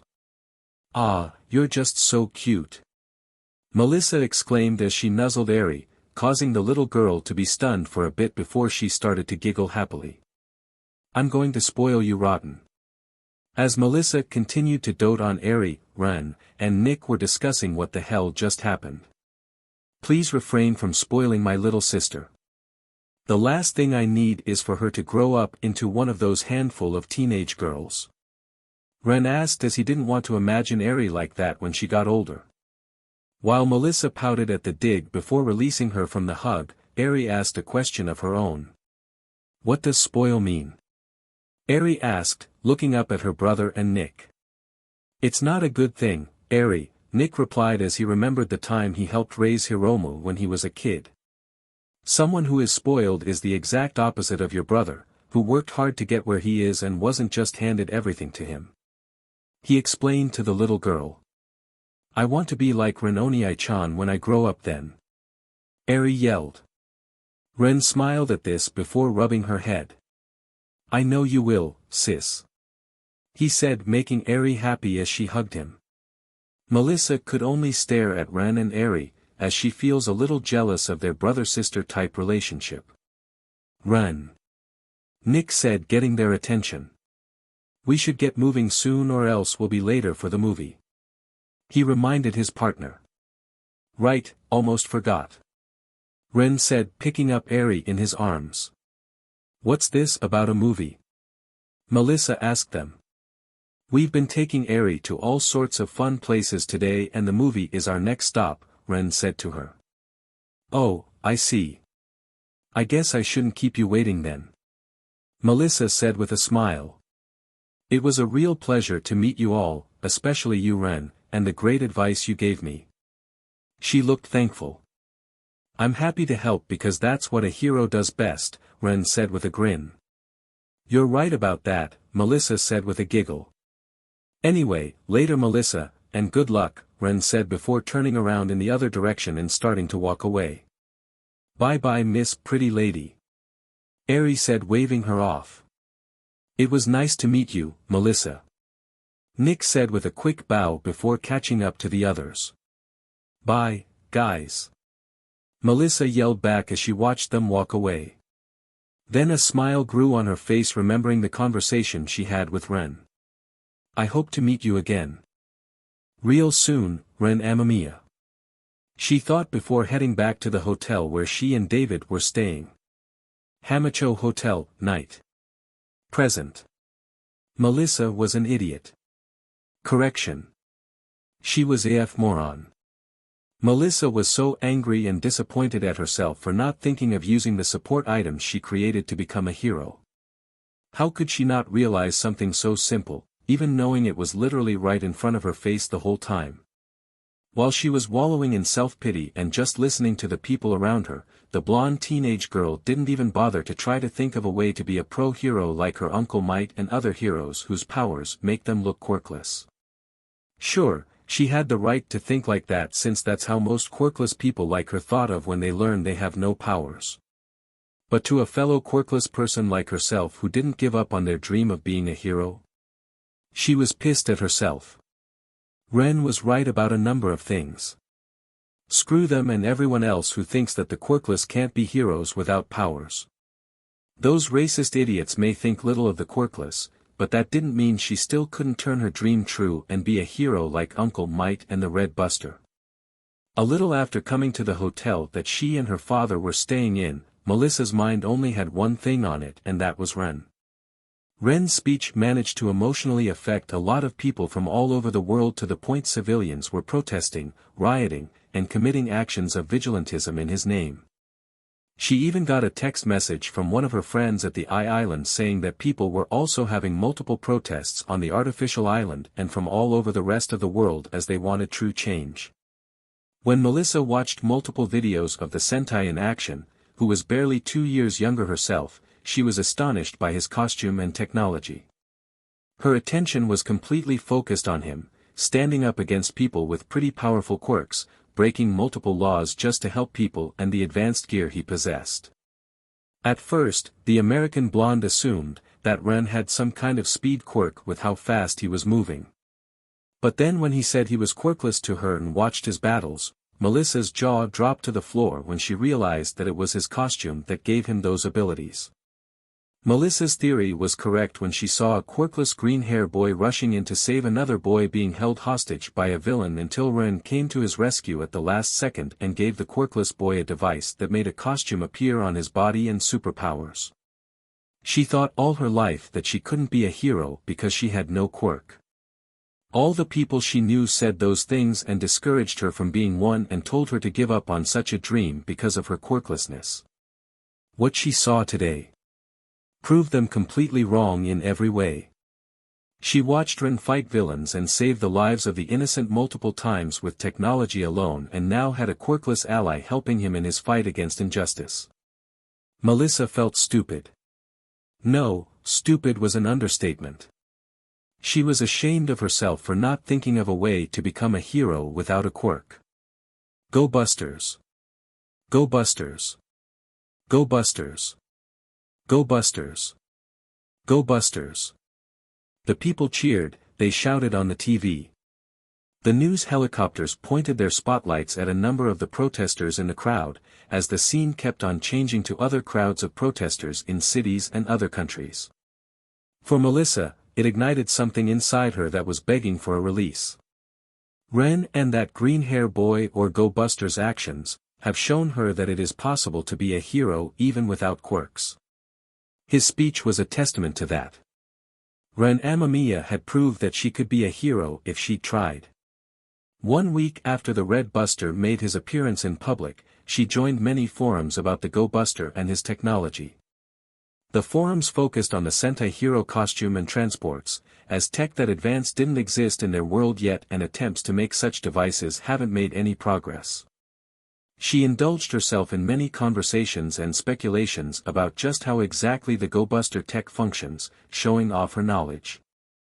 She even tried to look for any information about these Super Sentai that the vigilante mentioned during his fight against Muscular, but couldn't find anything about them, which surprised her a bit. She even asked others in many different forums if they knew anything about the Super Sentai, but they all came up with nothing as they couldn't find any information about the Super Sentai. This got Melissa even more curious to learn more about these heroes and the Red Buster.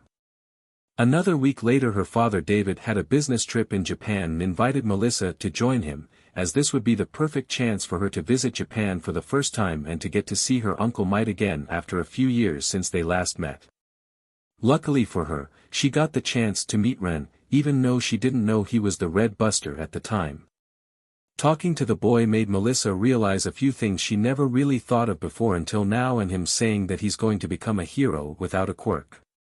But now knowing he was the same vigilante that she admitted for the past few weeks, her respect for the Super Sentai rose even more. She wanted to meet Ren again as she had so many questions to ask him, but she feared that she wouldn't be able to look straight into his eyes, due to her weakness. Before she could think of anything else, the door to the hotel room opened up revealing David, who had a bag full of takeout food for 2 people. "Melissa, I'm back with the food," David said walking in before closing the door behind him and placing the food on the table. "Welcome back, Papa." Melissa greeted him as she walked up to get her food. "So did things go well at your meeting today?" she asked. I wish it did," David told her, sincerely and regretfully while taking out both of their foods and handing them to his daughter. "But Sam and I are finally getting concrete results. And at the same time, the board is calling my project potentially dangerous. I have to get it done as soon as I can before one of them gets it in their head to shut us down," he said, determined to not let them shut down his project. "Other than that, things are going pretty well for the upcoming iExpo." "That's great to hear. I hope everything works out," Melissa said in a supportive tone. "I hope so too, sweetie," David said before turning to the TV to see if the protesting was still going on. "I still can't believe that one boy can cause this much disarray in just a short amount of time. I don't know if I should be impressed or terrified by this," he said as he was watching the news. "It just goes to show how much what Ren said had that much affected people. Just like me," Melissa said with a slight frown on her face that didn't go unnoticed by her father. "Sweetie, are you okay?" the father asked his daughter in concern. "No, I just can't believe I didn't think of using technology to be a hero. How there are multiple heroes who use tech to help with their quirk and there are those who have powers that make them quirkless," Melissa sadly said in frustration. "I wonder how I can be a hero, just like Ren and that green-haired boy." She was wondering how she could be a hero. He sighed as if he wanted to avoid this topic altogether. "Is this about a crush or infatuation you have for him?" David asked. "Wait, what?" Melissa waved my hands in front of me to conceal my face. "No, it's not like that." She denied it with a blush on her face. "As if I could have a crush on a guy that is younger than me, especially one I just met today. But, he's well-toned with a great body, and he overall has a great personality and the confidence to back it up. I just want to learn about him more and his technology," the girl thought as her face was heating up. This is partially for the sake of curiosity. I just wonder how he has held up for so long as someone quirkless and what drove him to such lengths to become a vigilante. Wondering if he has felt the same things I have," she said. "But all joking aside, are you planning on being a hero just for one boy?" David asked calmly after he teased me.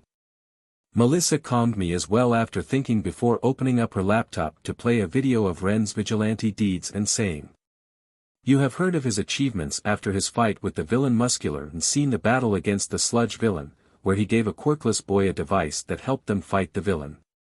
He became the first quirkless person to achieve so many heroic deeds without a quirk. He is a lot like me in that regard. She said, connecting it to myself. To think such a device actually exists. It's revolutionary. David said, pushing up his glasses while watching a clip of the Red Buster and studying his gear.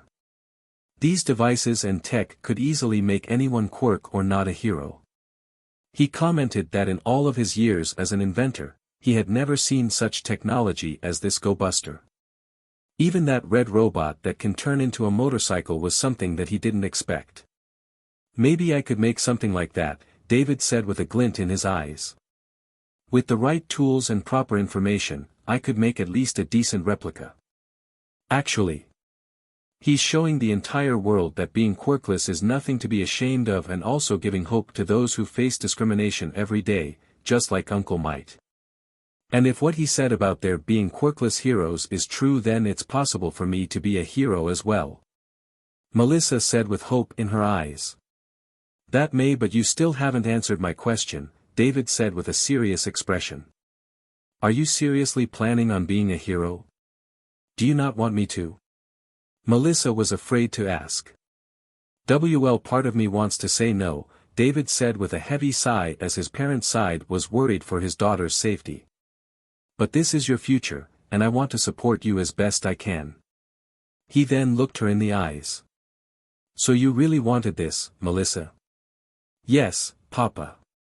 When I learned that the Red Buster or Ren was quirkless and all the actions he's been doing the past few weeks, I figured he could be a huge inspiration for quirkless people everywhere, especially with his speech. Just look at the TV and all the people who were affected by his words alone. Melissa pointed at the TV screen with tons of angry protests. It's just when you see someone like Ren, who believes so strongly in what he's doing, or Uncle might work so hard to convey his thoughts and inspire other heroes to become like me, and nothing can stop them. It makes me want to give it my all as well. So for that reason alone is why I want to help people as a hero. I want to be a part of something bigger than making support items and to show everyone that quirkless people like me and Renmi can still achieve great things. She said with fire in her eyes. David just silently listened to her daughter and could see the fire in her eyes. It reminded him of the same look Toshinori had back in the good old days with his time in America as his sidekick. This was a look that was saying she wasn't going to take no for an answer. After a minute of silence, David gave in with a heavy with his eyes closed before opening them up. Okay. If you want this, then I won't stop you from being a hero, David said to her.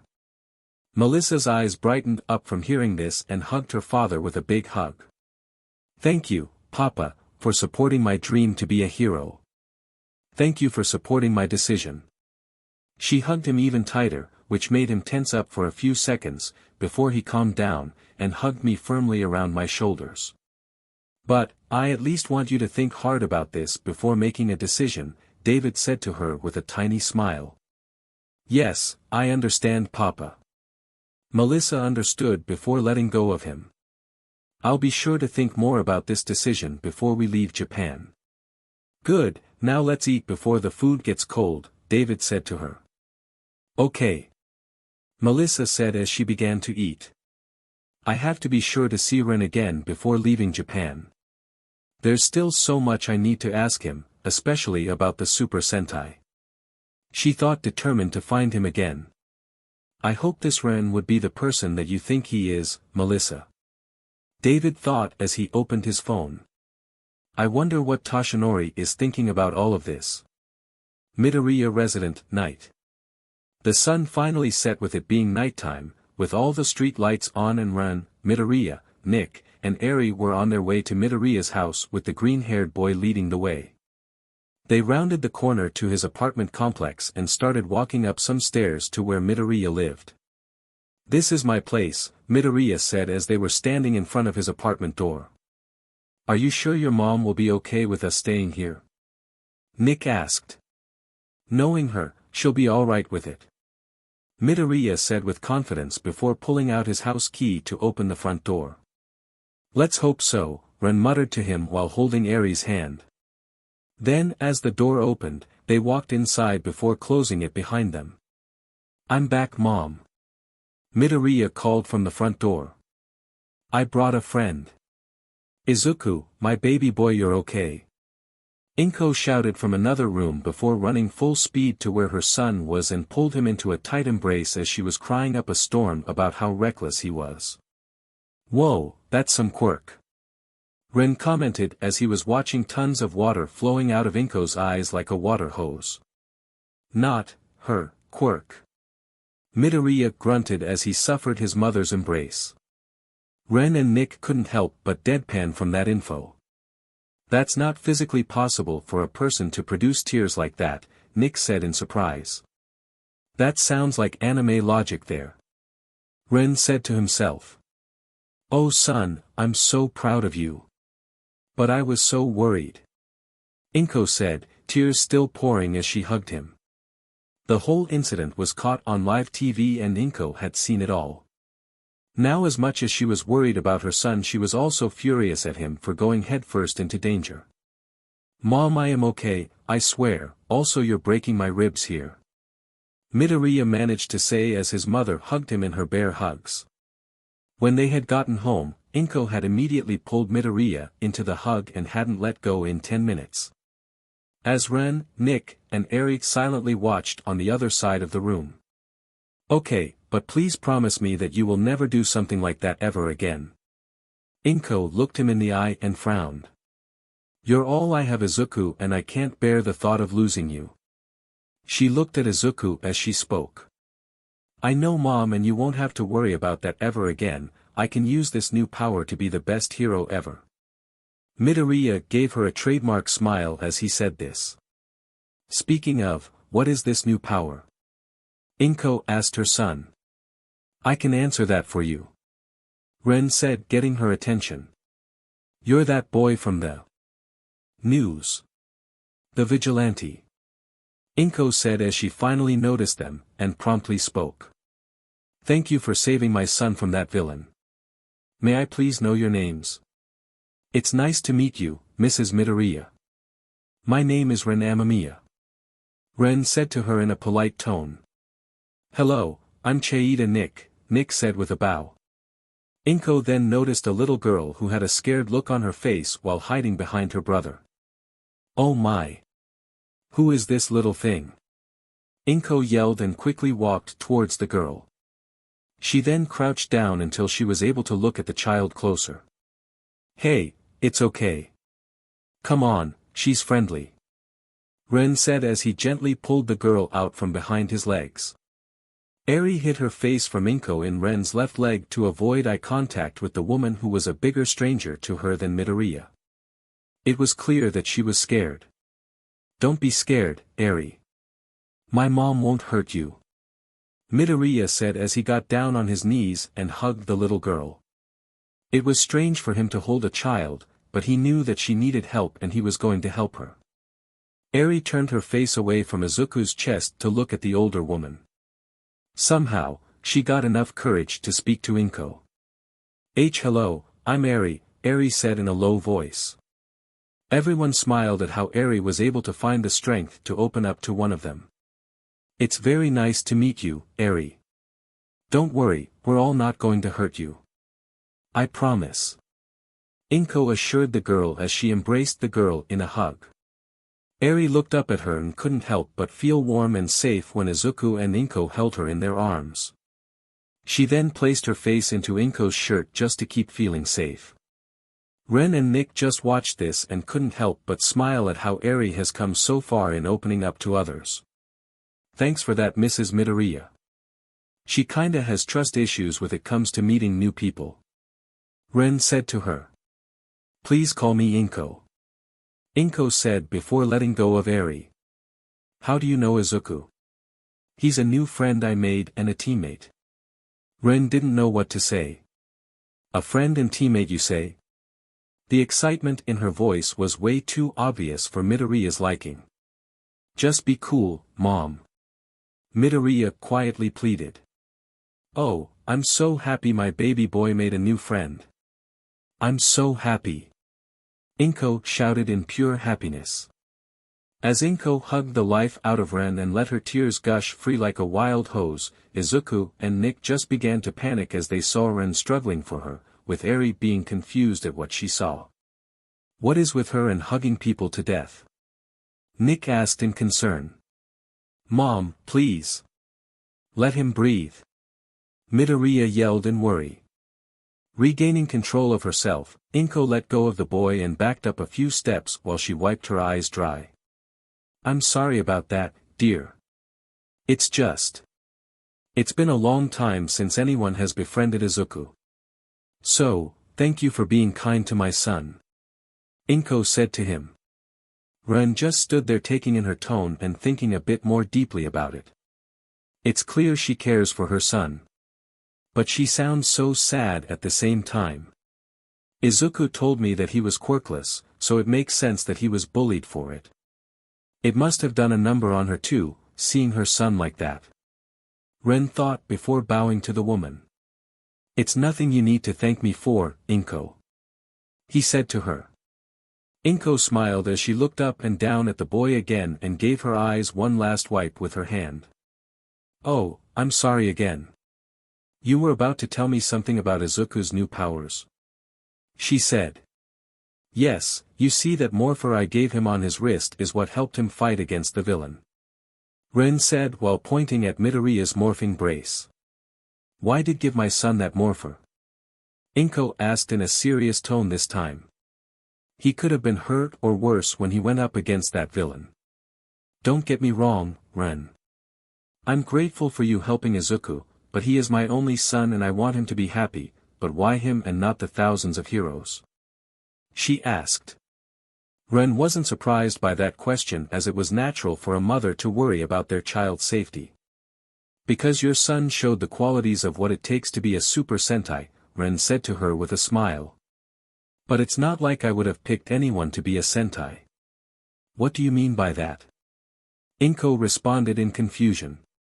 Izuku has something that most people in this world don't have. The heart of a true hero.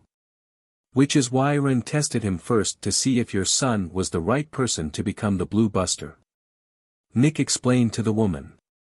Inko, since coming to this country, Izuku is the only person I personally met who actually wants to help people without asking for anything in return. Ren said to her before placing a hand on Midoriya's shoulder. Which is why I'm willing to do everything I can to help him reach his dream of being a hero. He said to the mother. I feel the same way too. Izuku has what it takes to be a Sentai just like Ren. And I'll give him my support as well. Nick added in. Eri nodded in agreement as she believed in Midoriya as well. Midoriya nodded with a smile on his face and then looked at his mom. Well Mom, what do you think? Midoriya asked as he tried to see what she was thinking. She stayed quiet for a moment before looking at them. Ren and Nick, can you both promise me he will be safe, and that he will come home to me every day? Inko asked the two. We can promise that we will guide and protect him to the best of our abilities, but from what I have seen him do already I do not think you have anything to worry about, Ren said with a smile on her face. I'm pretty sure you know being a hero isn't an easy job. He'll get hurt and injured just to fight a villain and save lives. But we can promise to watch his back. Nick said with a nod. With that, Inko nodded and looked at Izuku. You're still going to be a hero even though you'll be a Sentai? Inko asked her son softly. It frightened her that her son wanted to do a dangerous job of being a pro-hero and being quirkless made her anxiety worse watching the news and hearing about critically injured heroes or heroes that were killed in the line of duty. Yes, Mom. Because now I can finally be more than just a hero. I'm a Go-Buster and Super Sentai. Midoriya said with a determined smile across his face. I will not say that I will stop worrying about you, it's my job as a mother to worry about my son. But I have always known that you will be a hero no matter what I say or do and I have always supported you. So just make sure that you do your best as a go-buster. Inko said softly. I will, Mom, I swear I will be the best hero I can be. Midoriya said to her with a nod. And, Ren and Nick. Inko said, looking at the two. Please watch over my son for me. Of course, okay. They both said to her. With that out of the way, Midoriya brought up something else. Hey Mom, if it's okay, can they stay the night with us? Midoriya asked his mother. Stay the night? I don't really mind, but what about their parents? They must be worried sick about them. Inko said in concern. You don't need to worry about that. I texted my guardian and they've said we can spend the night here. Ren said to them. I see, then please come in and make yourself comfortable. I'm almost done with dinner. Inko said to them. While Inko made her way back to the kitchen, Midoriya led Ren, Nick, and Eri to the living room where they sat down on the couch. Nice place you got here, Nick said, looking at the house. Thanks, and sorry about that. Midoriya apologized. But I did tell you to be prepared for her hugs. I was prepared for an outburst in volume. I wasn't prepared for the hidden strength your mother has in her body. Ren retorted. But she does seem like a nice person and a loving mother. They took a few sniffs in the air. The scent brought a smile to their faces. And whatever she's cooking sure smells amazing, Ren commented with a grin. Even Eri was drooling from the mouth at the scent of the food. Oh yeah. My mom is an amazing cook. If you love the smell, just wait until you taste it. Midoriya said, smiling now. I'm looking forward to it. And what about you, Eri? Ren said too. Yeah. I can't wait to try her cooking. Eri happily said, making the three chuckle at her. Hey Midoriya, what about your dad? Is he coming home soon? Nick asked the boy. And my dad? Midoriya said as a frown appeared on his face while looking down. He died a few years ago. It's just me and my mom. He sadly said to them. The others felt incredibly bad after hearing that from the boy. I'm sorry Midoriya. If I knew I wouldn't have asked. Nick said in a regretful tone. It's fine Nick. I know you didn't do it on purpose. Midoriya quickly said to the robot. Sorry, don't worry about it, okay? On top of being quirkless, his father is dead. Ren thought with a sad expression. Just how much does he have to suffer before the universe leaves him alone? Hey, Ren, Midoriya said to him, getting his attention. You're going to tell me more about the Super Sentai tomorrow, right? Yeah, since we're going to be a team and all, Ren said to him with a smile. Then I'll look forward to it. Midoriya said, excitingly looking forward to learning about more heroes. Izuku. Ren. Nick. Eri. Dinner is ready. Inko called, causing the group to jump up in response. Alright, let's go eat. 'Cause I'm starving. Ren said, rubbing his hands together. Yeah. The others said before heading to the kitchen. Mizutofu City, night. Somewhere else in the middle of the night in the city of Mizutofu, at a construction site. A young man with dark brown hair was seen, wearing a cloak. He had on goggles as the left one was broken, and had a portable storage pack over his right shoulder. He was walking casually through the construction site without a care in the world, with a laptop in his hand. This was Enter, a general avatar of the Vagless and the enemy of the first Go-Busters. This world is a superhuman society with both heroes and villains that have strange abilities called quirks. Interesting, but that doesn't matter because we will have to wipe out this Tracebian from the world. Enter laughed with an evil grin on his face while walking past a number of objects that were used for construction. The Vagless avatar didn't know why, but he just suddenly woke up in this new world after his defeat against the Go-Busters, Kairyugers, Aberrangers, and Zyarangers. Not that he was complaining or anything, since he, his MSTR, along with the rest of the Vaglas, was also revived by an unknown main. Enter then walked into a warehouse heading to a power shovel before placing the storage pack, then knees down to plug in a cord before standing back up and hooking in the end of the other cord into his personal laptop to connect the two together, as he opens up the laptop with it turning on. The Vaglas symbol is the first thing that appears on Enter's laptop before the streaming of orange data changes the background to a private communication room where Enter can talk to his MSTR. Allo, allo, allo. Enter said, speaking in French as he waved his right hand around elegantly. I have returned to deliver my report on this new world. My Majesty, Messiah. Then suddenly a giant skull face head made of data digitally appears in front of Enter.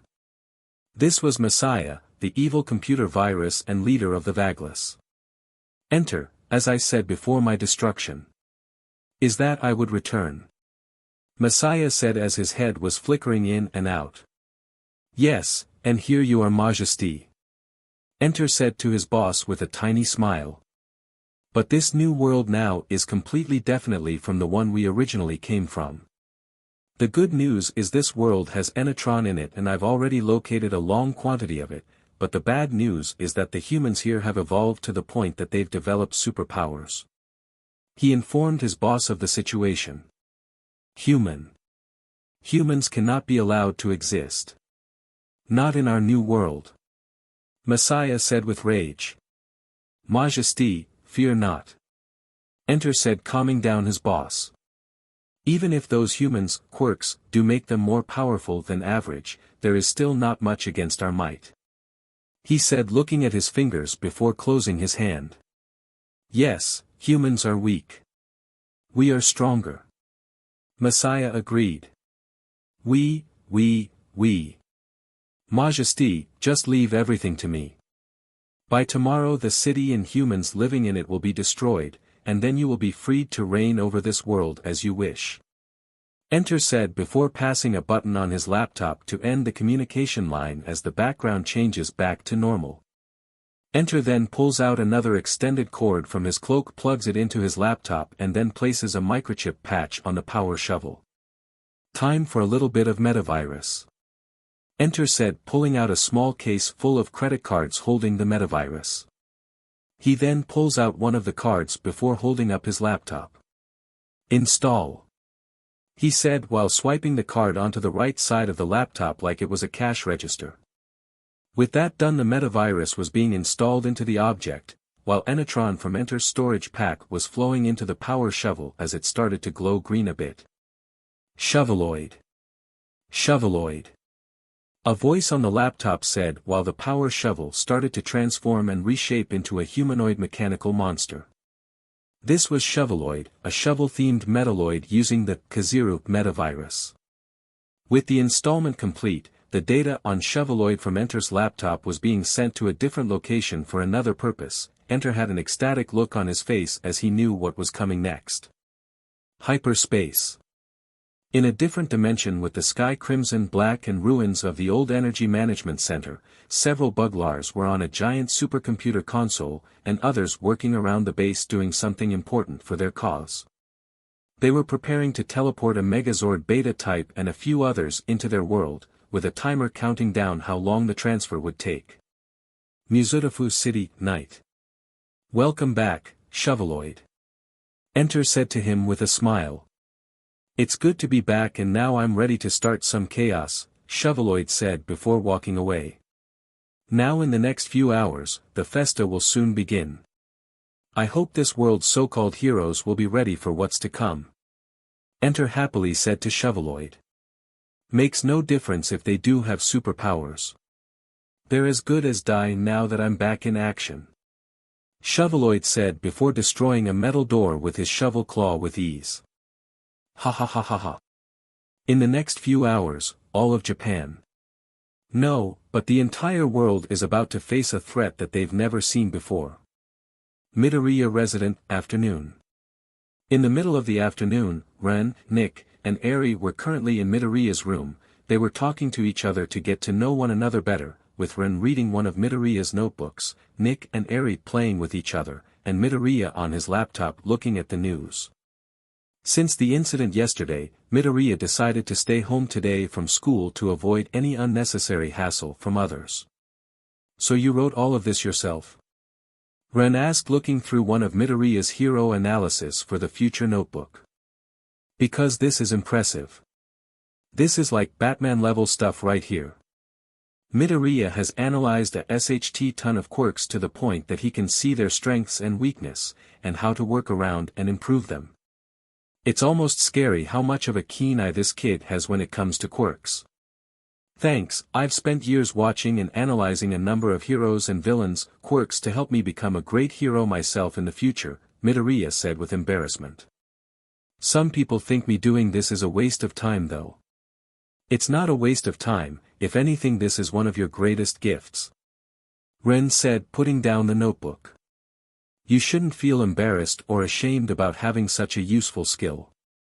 If anyone thinks it's stupid, then they're just an idiot. Thanks, Ren. No one ever said that about me before. Midoriya said with happiness as he was on his laptop, watching some kind of video. So what's you looking at there? Ren asked, getting up from his bed at Midoriya's laptop. Oh, just a video about us, but mostly you and what we did yesterday, Midoriya said with discomfort in his voice. Interesting. Play it. Ren asked with Midoriya nodding before starting the video. Welcome to HNN News. For our first story today we shift away from the hero society into the illegal world of vigilantes, or not. The newswoman said. That right, for the last 2 weeks a new vigilante has made himself known in Japan, calling himself Red Buster. However, just a few hours ago the vigilante's identity was revealed to be a teenage boy who looks to be under 15 years old. A newsman said as a video of Ren and Midoriya morphing was shown. And apparently it looks like the vigilante now has a new accomplice working with him, that goes by the name Blue Buster. That's right, according to the vigilante those two are part of a team of vigilantes that calls themselves the Takumiai Sentai Go Busters, or Go Busters for short. The newswoman said. The news then goes go about their actions against the villain, and the speech Ren made as everyone in the entire world has seen it by now. Many were angry at him for how he spoke about their society, but there were also even more people who agreed with what he said about how messed up their society was. A quirkless boy trying to save his classmate while pro-heroes stay behind watching and a vigilante jumps in to stop a dangerous villain, but then the two boys with strange devices that let them change into colorful hero costumes to fight and defend the villain, with the Red Buster leeching the heroes afterward to the speech he made throughout the country. The video had already generated over 1 million hits within 5 minutes after posting, and the numbers kept on raising. The first hundreds of comments all wanted to know who the Go Busters were. The next several were immediately erased because of the raunchiness of the female viewers about what they wanted to do to the two said Sentai, which made Midoriya madly blush in embarrassment. Several more wanted to steal their tech for themselves or have them arrested for breaking the law, and it just continued from there. Ren shook his head at some of the ludicrous statements he'd heard over the last few days and yesterday. Ever since he started his vigilantism in this new world, the rumors had spread like wildfire, each one becoming more ridiculous than the next. The Go Busters could move faster than the speed of sound. The Go Busters was bulletproof. The Go Busters could fly. The Go Busters were able to twist and rip a gun apart with their bare hands. The Go Busters SHT golden turds. The Go Busters can make women orgasm by glancing their way. The list went on. At this point, people were just making stuff up, but one thing for sure is that didn't matter to him. Ren was just glad that people were finally waking up to see the truth about their world, hoping it would be enough to change it. Your speech is the #1 watched video in the world in only a single day, Midoriya said nervously, as though somehow that was their fault. Plus with all the protesting that's been going on all over the world. There was always a drawback to a good thing, he supposed, as the video of Ren's speech had the number of viewers for that particular video was displayed. You two have become quite the celebrities now. Nick noted while looking at the numbers. All of those people like you too? Eri asked them. Some more than others, but it is still hard to say, Midoriya said to her. But I like you both. Eri said cutely. We know Eri, Ren said rubbing her hand which made her giggle. So what now? Midoriya asked in curiosity. We wait and see what happens next, Nick said to him. Nick's right.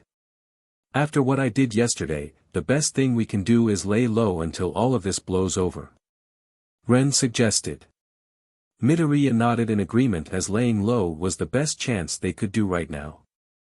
Izuku and Ren, can you come here for a moment? Inko called out in a loud enough tone for them to hear. Yeah, Mom will be out in a second. Midoriya shouted back.